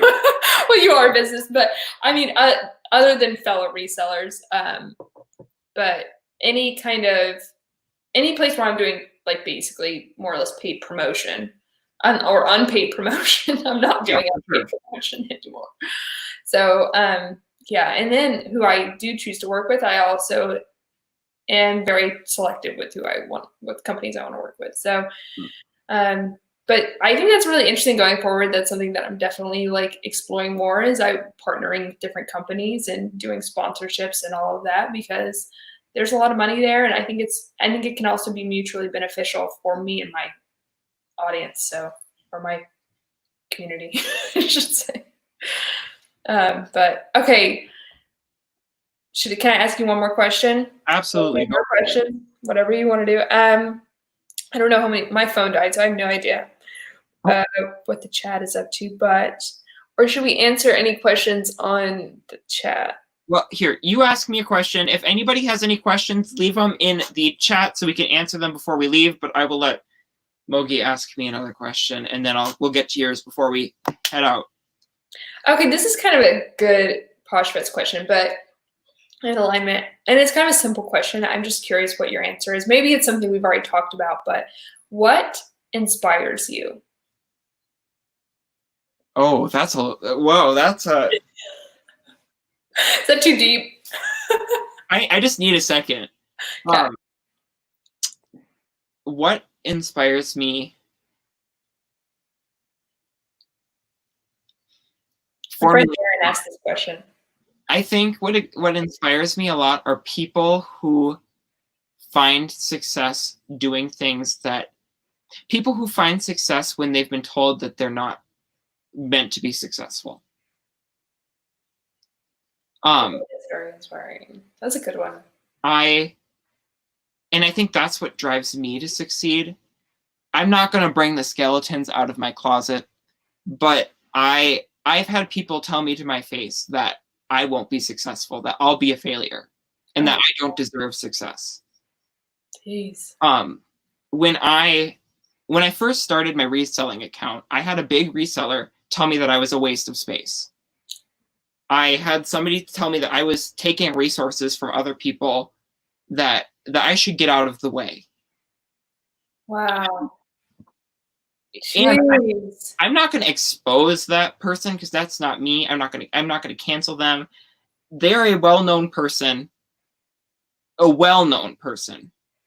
Like 60, 70. Except for his mom. His mom. Thank you for that, Mother. But like I was saying, this person has 60, 70,000 Instagram followers. They're a big person. And to have somebody like that say point blank to me that I'm in the way was a lot. And I mean, especially when you're so young. And I took that, and I've had a lot of people be really mean to me in my life. Whether it be about my business or my personal life. And I have learned to take that and use it to my advantage. To prove people wrong. And I don't need to prove people wrong, but that's what drives me to succeed even more, is that you say I'm not going to be successful, fine.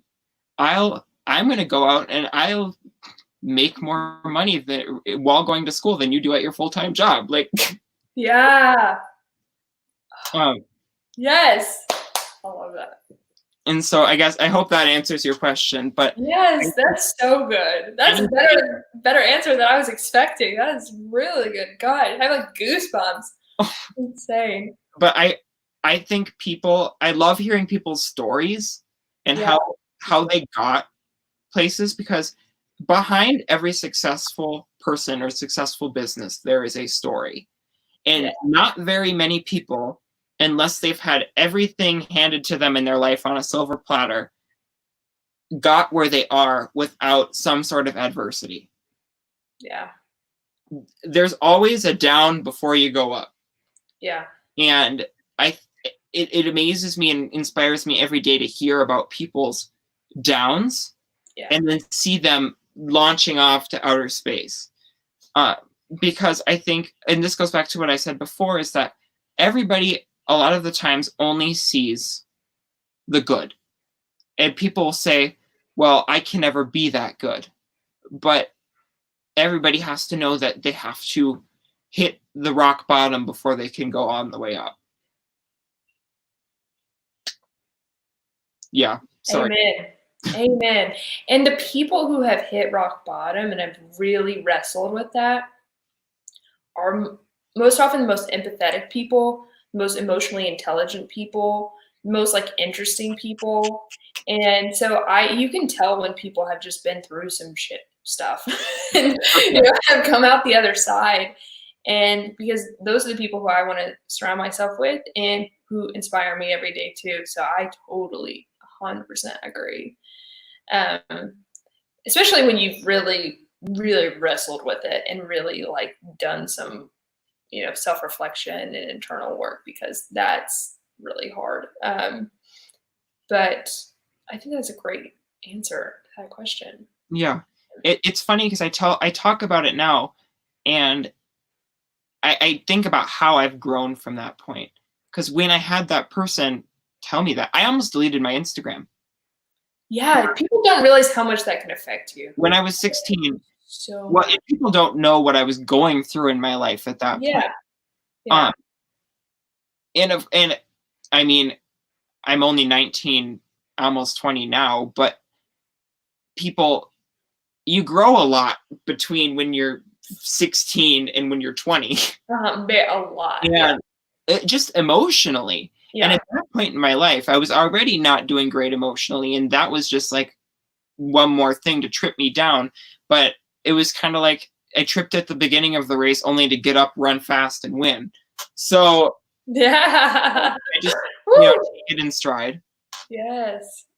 But yeah, that's the thing, is like Instagram, I mean, yeah, I could go into my own story. I have not exactly like that, but a similar story where in the beginning of my Instagram, I had this thing where I felt like, oh my God, I don't want to do this anymore. Like, and it was just with one person in particular, and it was very hard. And that's the thing, is we're human beings who would like feel everything that we read.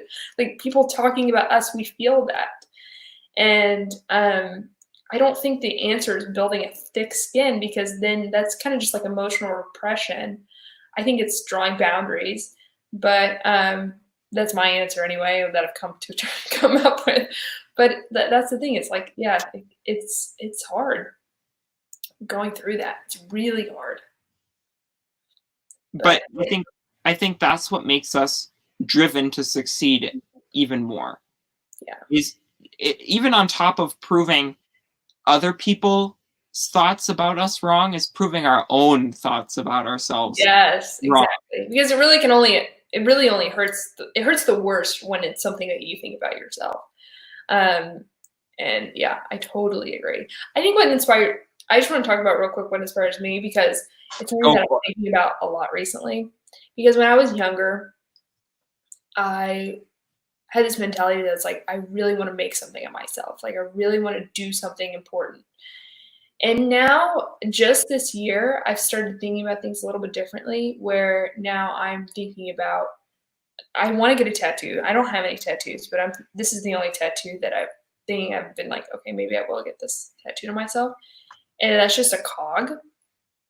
And there's a Fleet Foxes song about this too, which is whatever. They're my favorite band. Wait, pause for a second. For a second. Because my tattoo totally fits into this. So we'll talk about this in a second. Really? Yeah. Okay. But it's just this idea that I want to be very clear on the values that I hold in my life, and then be a cog in the greater machine, the greater, like, system, world that is for good, that I think is like really moving towards progress and social equality. And so that's what inspires me, is just being a part of something bigger than myself. And so that's, yeah.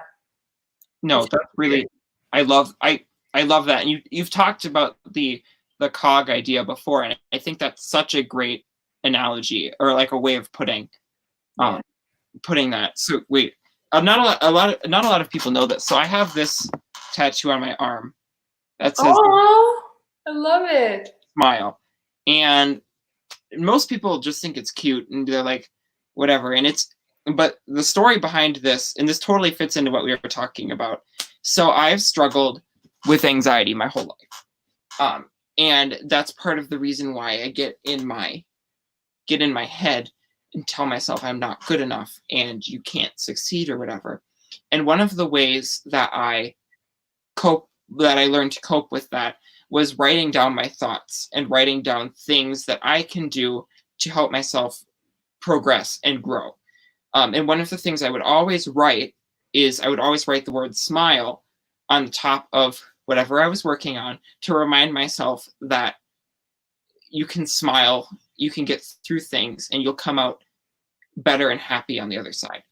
And so this is actually my handwriting on my arm, as a kind of a constant reminder to myself that no matter what happens, if you smile and grow from it as a person, you can come out on the other side stronger. I'm gonna cry. It's fine. Yeah, I know.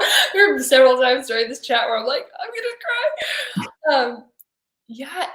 That is so beautiful, because to me, I have a same kind of saying to myself. It's not smile, but it's like the sun will rise again, and that it's like, it will get better. Like this will not last forever.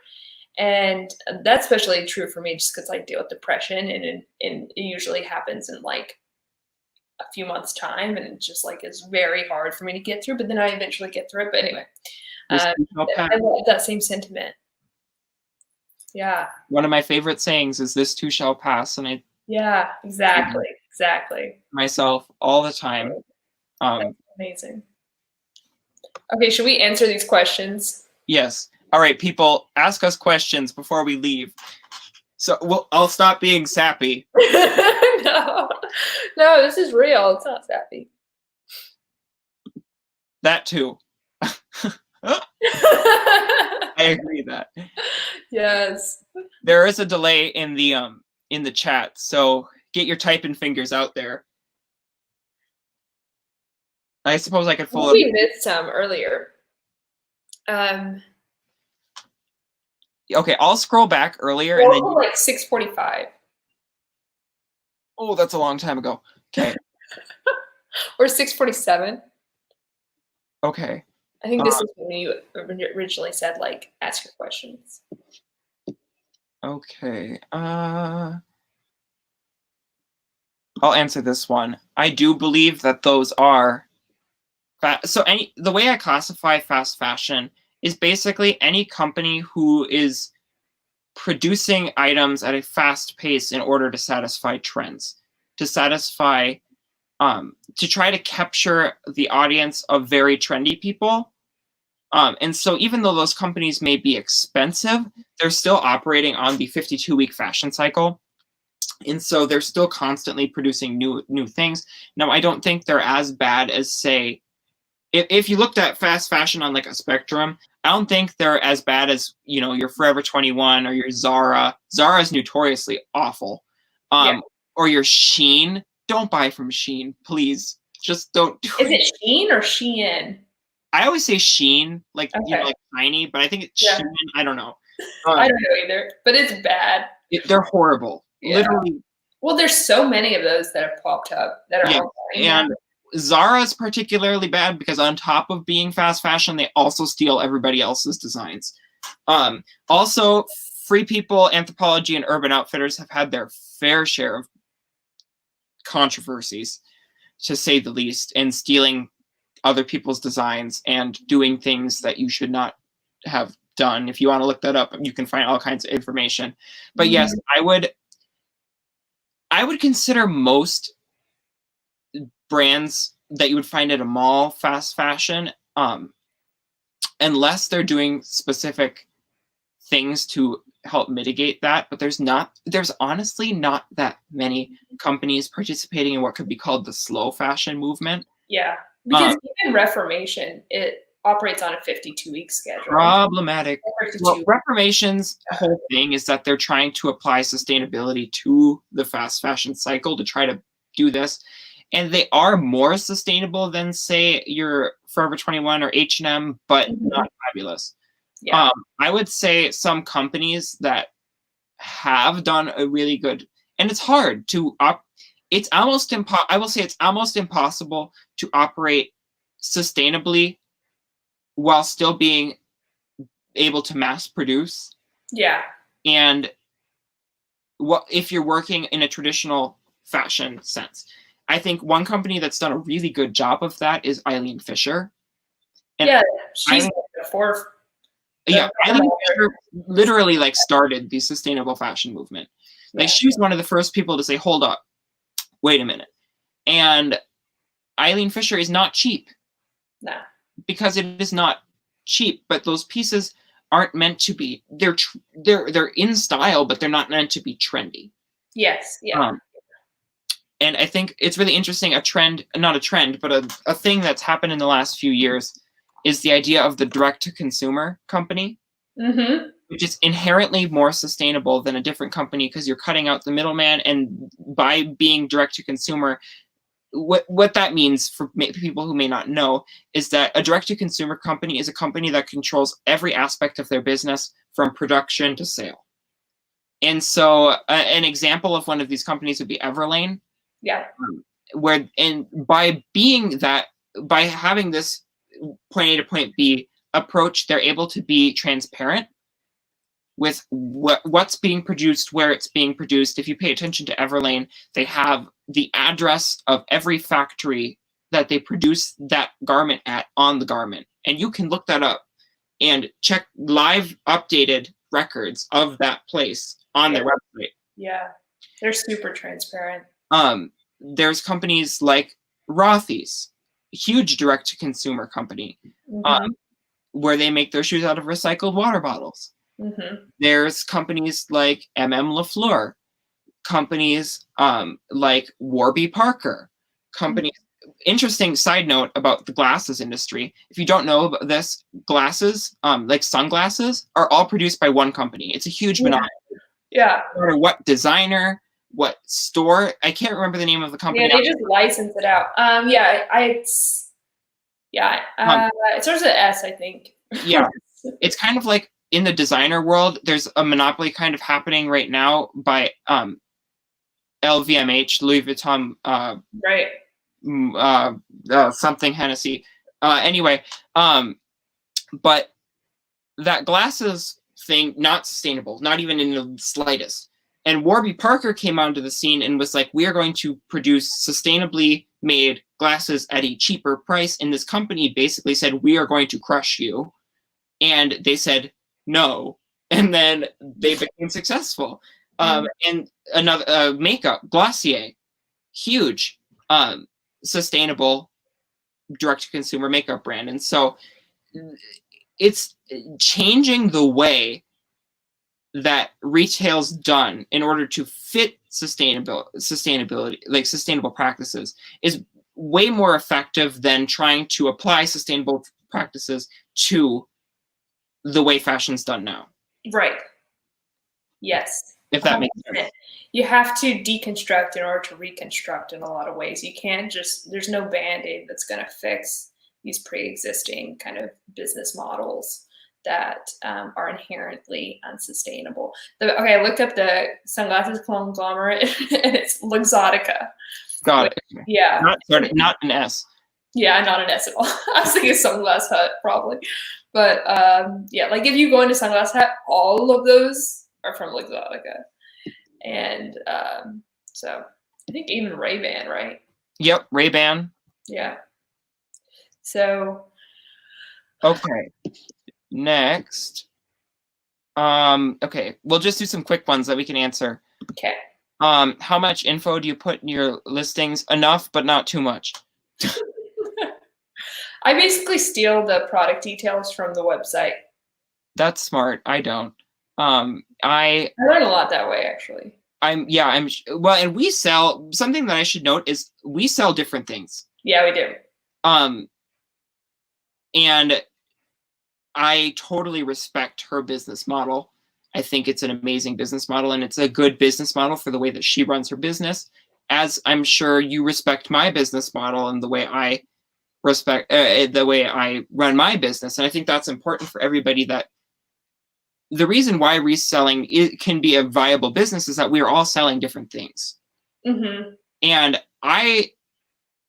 so what Mogi's selling are things that are going to have been in the store in the last year or 2 years. And so you're easily going to be able to find the stock pictures and the information. Now, I'm not saying the stuff I'm selling is like old and ugly, but I'm much more willing to take a $20 profit because I'm paying literally nothing for most of my inventory. And so that's just kind of the difference that the differences in the way we run our businesses. Or like, I don't go out of my way to look for stock photos and then in turn find all that information, when you a lot of the time rely on stock photos, so then you're finding that information anyway. And so that's just kind of an interesting difference between the two of us, and that I respect the way that she runs it and she respects the way I run it. And so I just think that's an interesting difference. But for me, I put in basically I copy paste my title into my description.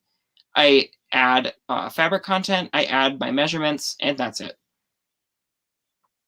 Yeah, I do the same thing. I copy and paste my title, put the size, put the condition, and I put product details, so that includes material and care. And then I don't include measurements anymore, which I know people are not. I should not do measurements, but it's something I can't get myself to not do. But I did for the vast majority. I only stopped like in November of last year. So, and I won't go back. So, but I do at the bottom of every one of my listings put measurements upon request. And so I do have, and then every time I go down to pull for shipping, every day I pull stuff for measurements as well. And something I've noticed actually, which I was talking to Matt about this the other day, because he's starting to do my shipping and measurements now, which is nice. But when he answers a question about a measurement, oftentimes someone else will quickly buy the item. And it's because it's like, it looks as if there's demand for that item. Looks like there's other sellers that are really interested. And so it kind of generates, I don't know if it's a false like sense of whatever. It just looks, it gives this customer's impression that they better buy now. There's a sense of urgency. Creating urgency. That's what every retailer in the country tries to do all the time. Yeah, exactly. So Yeah. So not that you should artificially like withhold information in order to create a sense of emergency, but it is just an interesting no, it's totally side effect.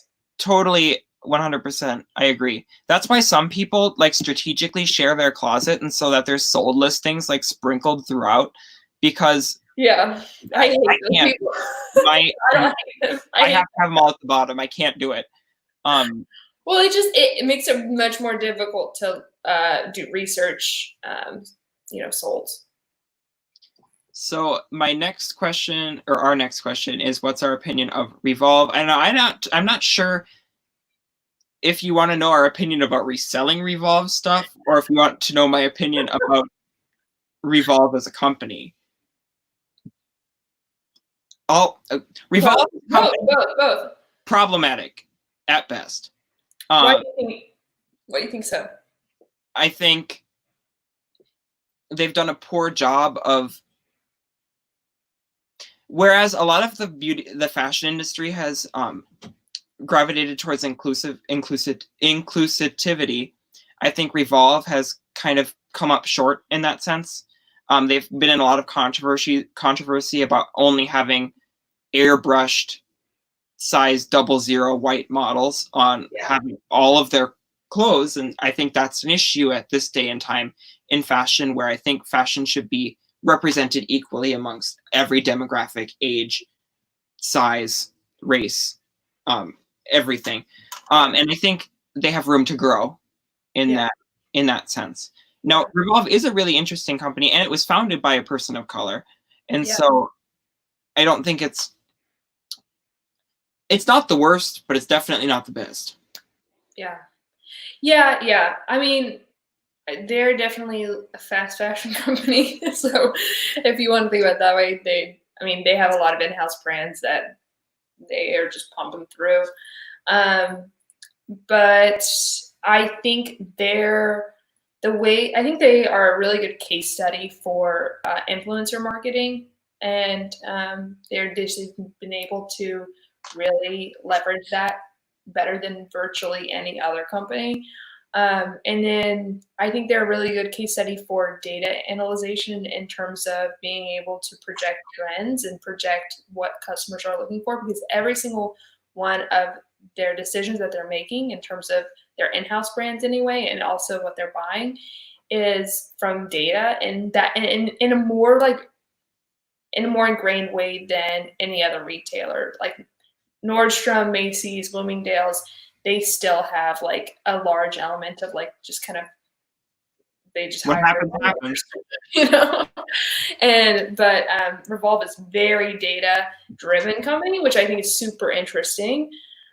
So I think it's good and bad. That's my opinion of the company. In terms of reselling, resale is great for me. Yeah.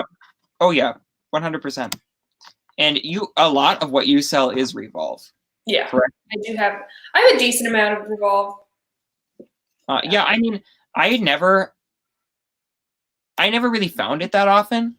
Honestly, I think it's only becoming popular here as of recent more.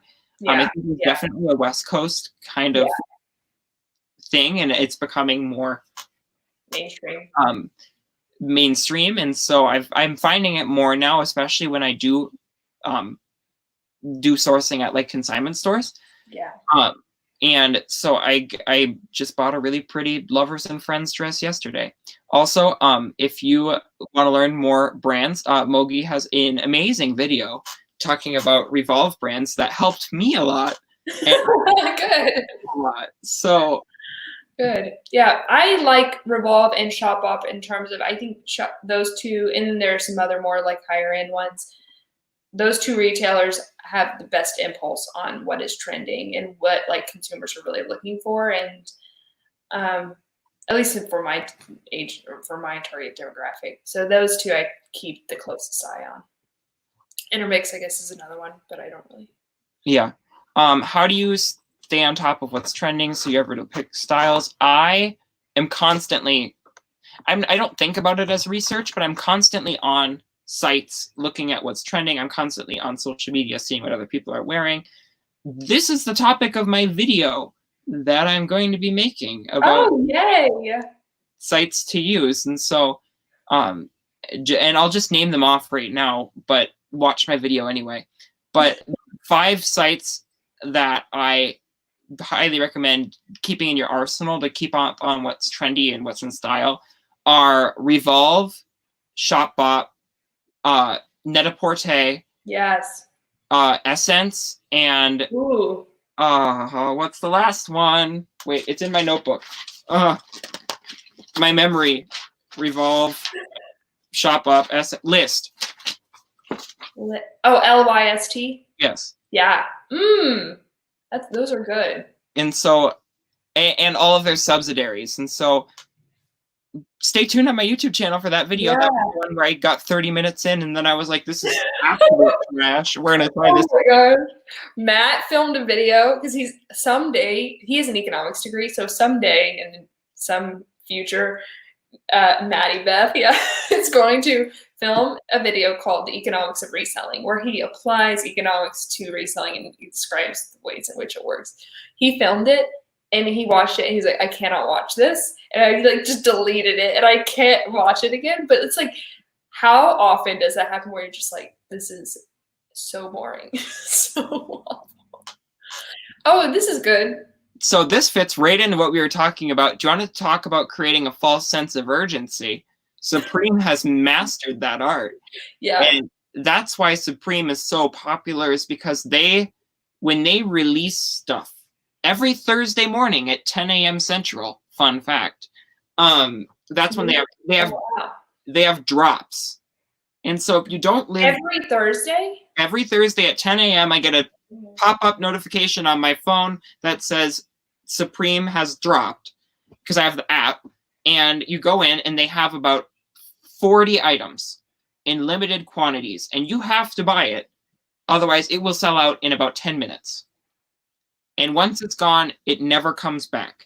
And so that's what creates the demand on the secondhand market, is that you can't get the items new anymore unless you live in New York or LA where there's a Supreme store.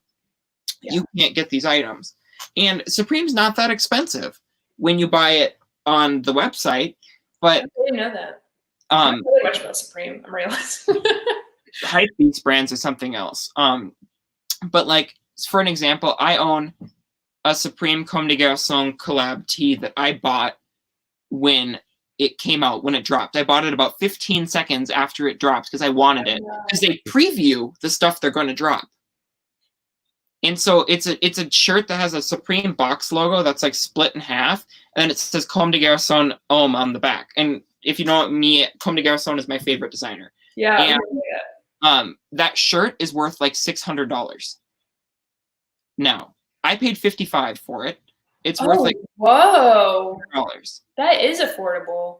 I was thinking like, it's at least $100. No, the shirts are $45 to $55.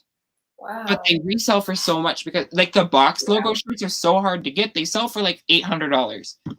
So yeah, that's that whole creating urgency to buy the things, and then it's scarcity. A captive secondhand market because they can't get it first. Yeah. Manufacturing scarcity in order to hype up demand. I am not to answer. I'm not super into vintage sneakers, but I am into modern sneakers. You are? I'm not. I wouldn't be on that. I'm not a sneakerhead. I'm a Converse head. Okay. I love Converse. I've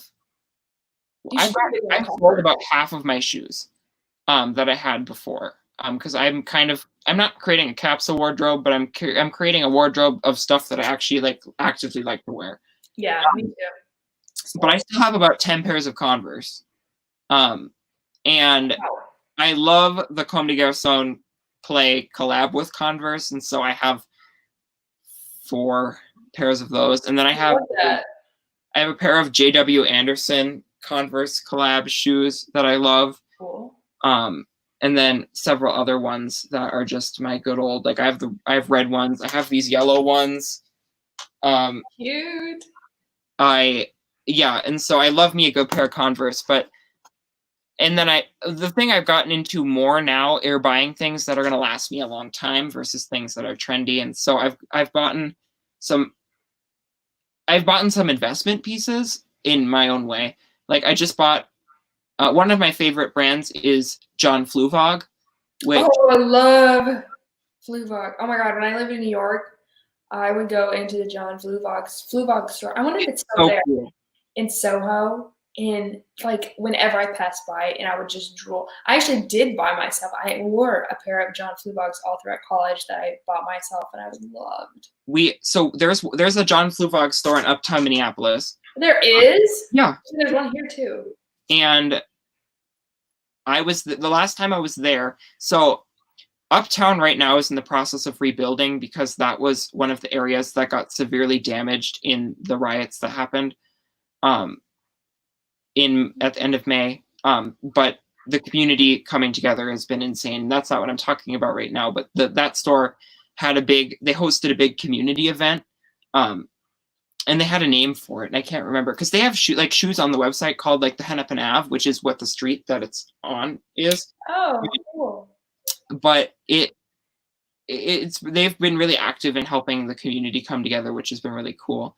But that store, I was there on Halloween or the day before Halloween, and I was with Jack and Ryan, and they did tarot card readings for free, and all of the employees were dressed up as like witches, and it was so fun. It was so cool. The one employee had been on Project Runway, and I can't remember her name. What? That's so cool. But yeah, so I just got my pair of John Fluvog boots that I posted. Well, I got them a couple months ago. Yeah. That are insane. But I bought those. I just got a pair of Saint Laurent boots. Wow. That I got for a steal. Like literally, I felt like I was robbing somebody. I bought them for $150. Wow. And it's a style of boot that never sells for under $5. And so, Dang. That's a beautiful thing about being a reseller is you can buy something, you're like, I know I can resell this for more, but I'm going to wear it in the meantime if I ever change my mind. Okay. I'm going to stop talking Mogi's ear off because I'm sure she wants to leave. And it's you're not talking, but yeah, I don't know. We should stop it just in case anyone wants to play this back. If it goes for like 3 hours, no one's gonna. Okay, well, thank you guys so much for joining. I had such a good time talking with all of you guys and chatting with Mogi. Maybe I'll have her back at some point in the future. We can just like talk forever and ever. Amen. And so thank you guys for watching. I really, really appreciate it and hope you guys have a good night. Yes. Thank you guys so much for being here. Thank you, Nick, for having me on. This is a blast. Yes, for sure. Thank you guys. Okay, I'm ending it now. Good night.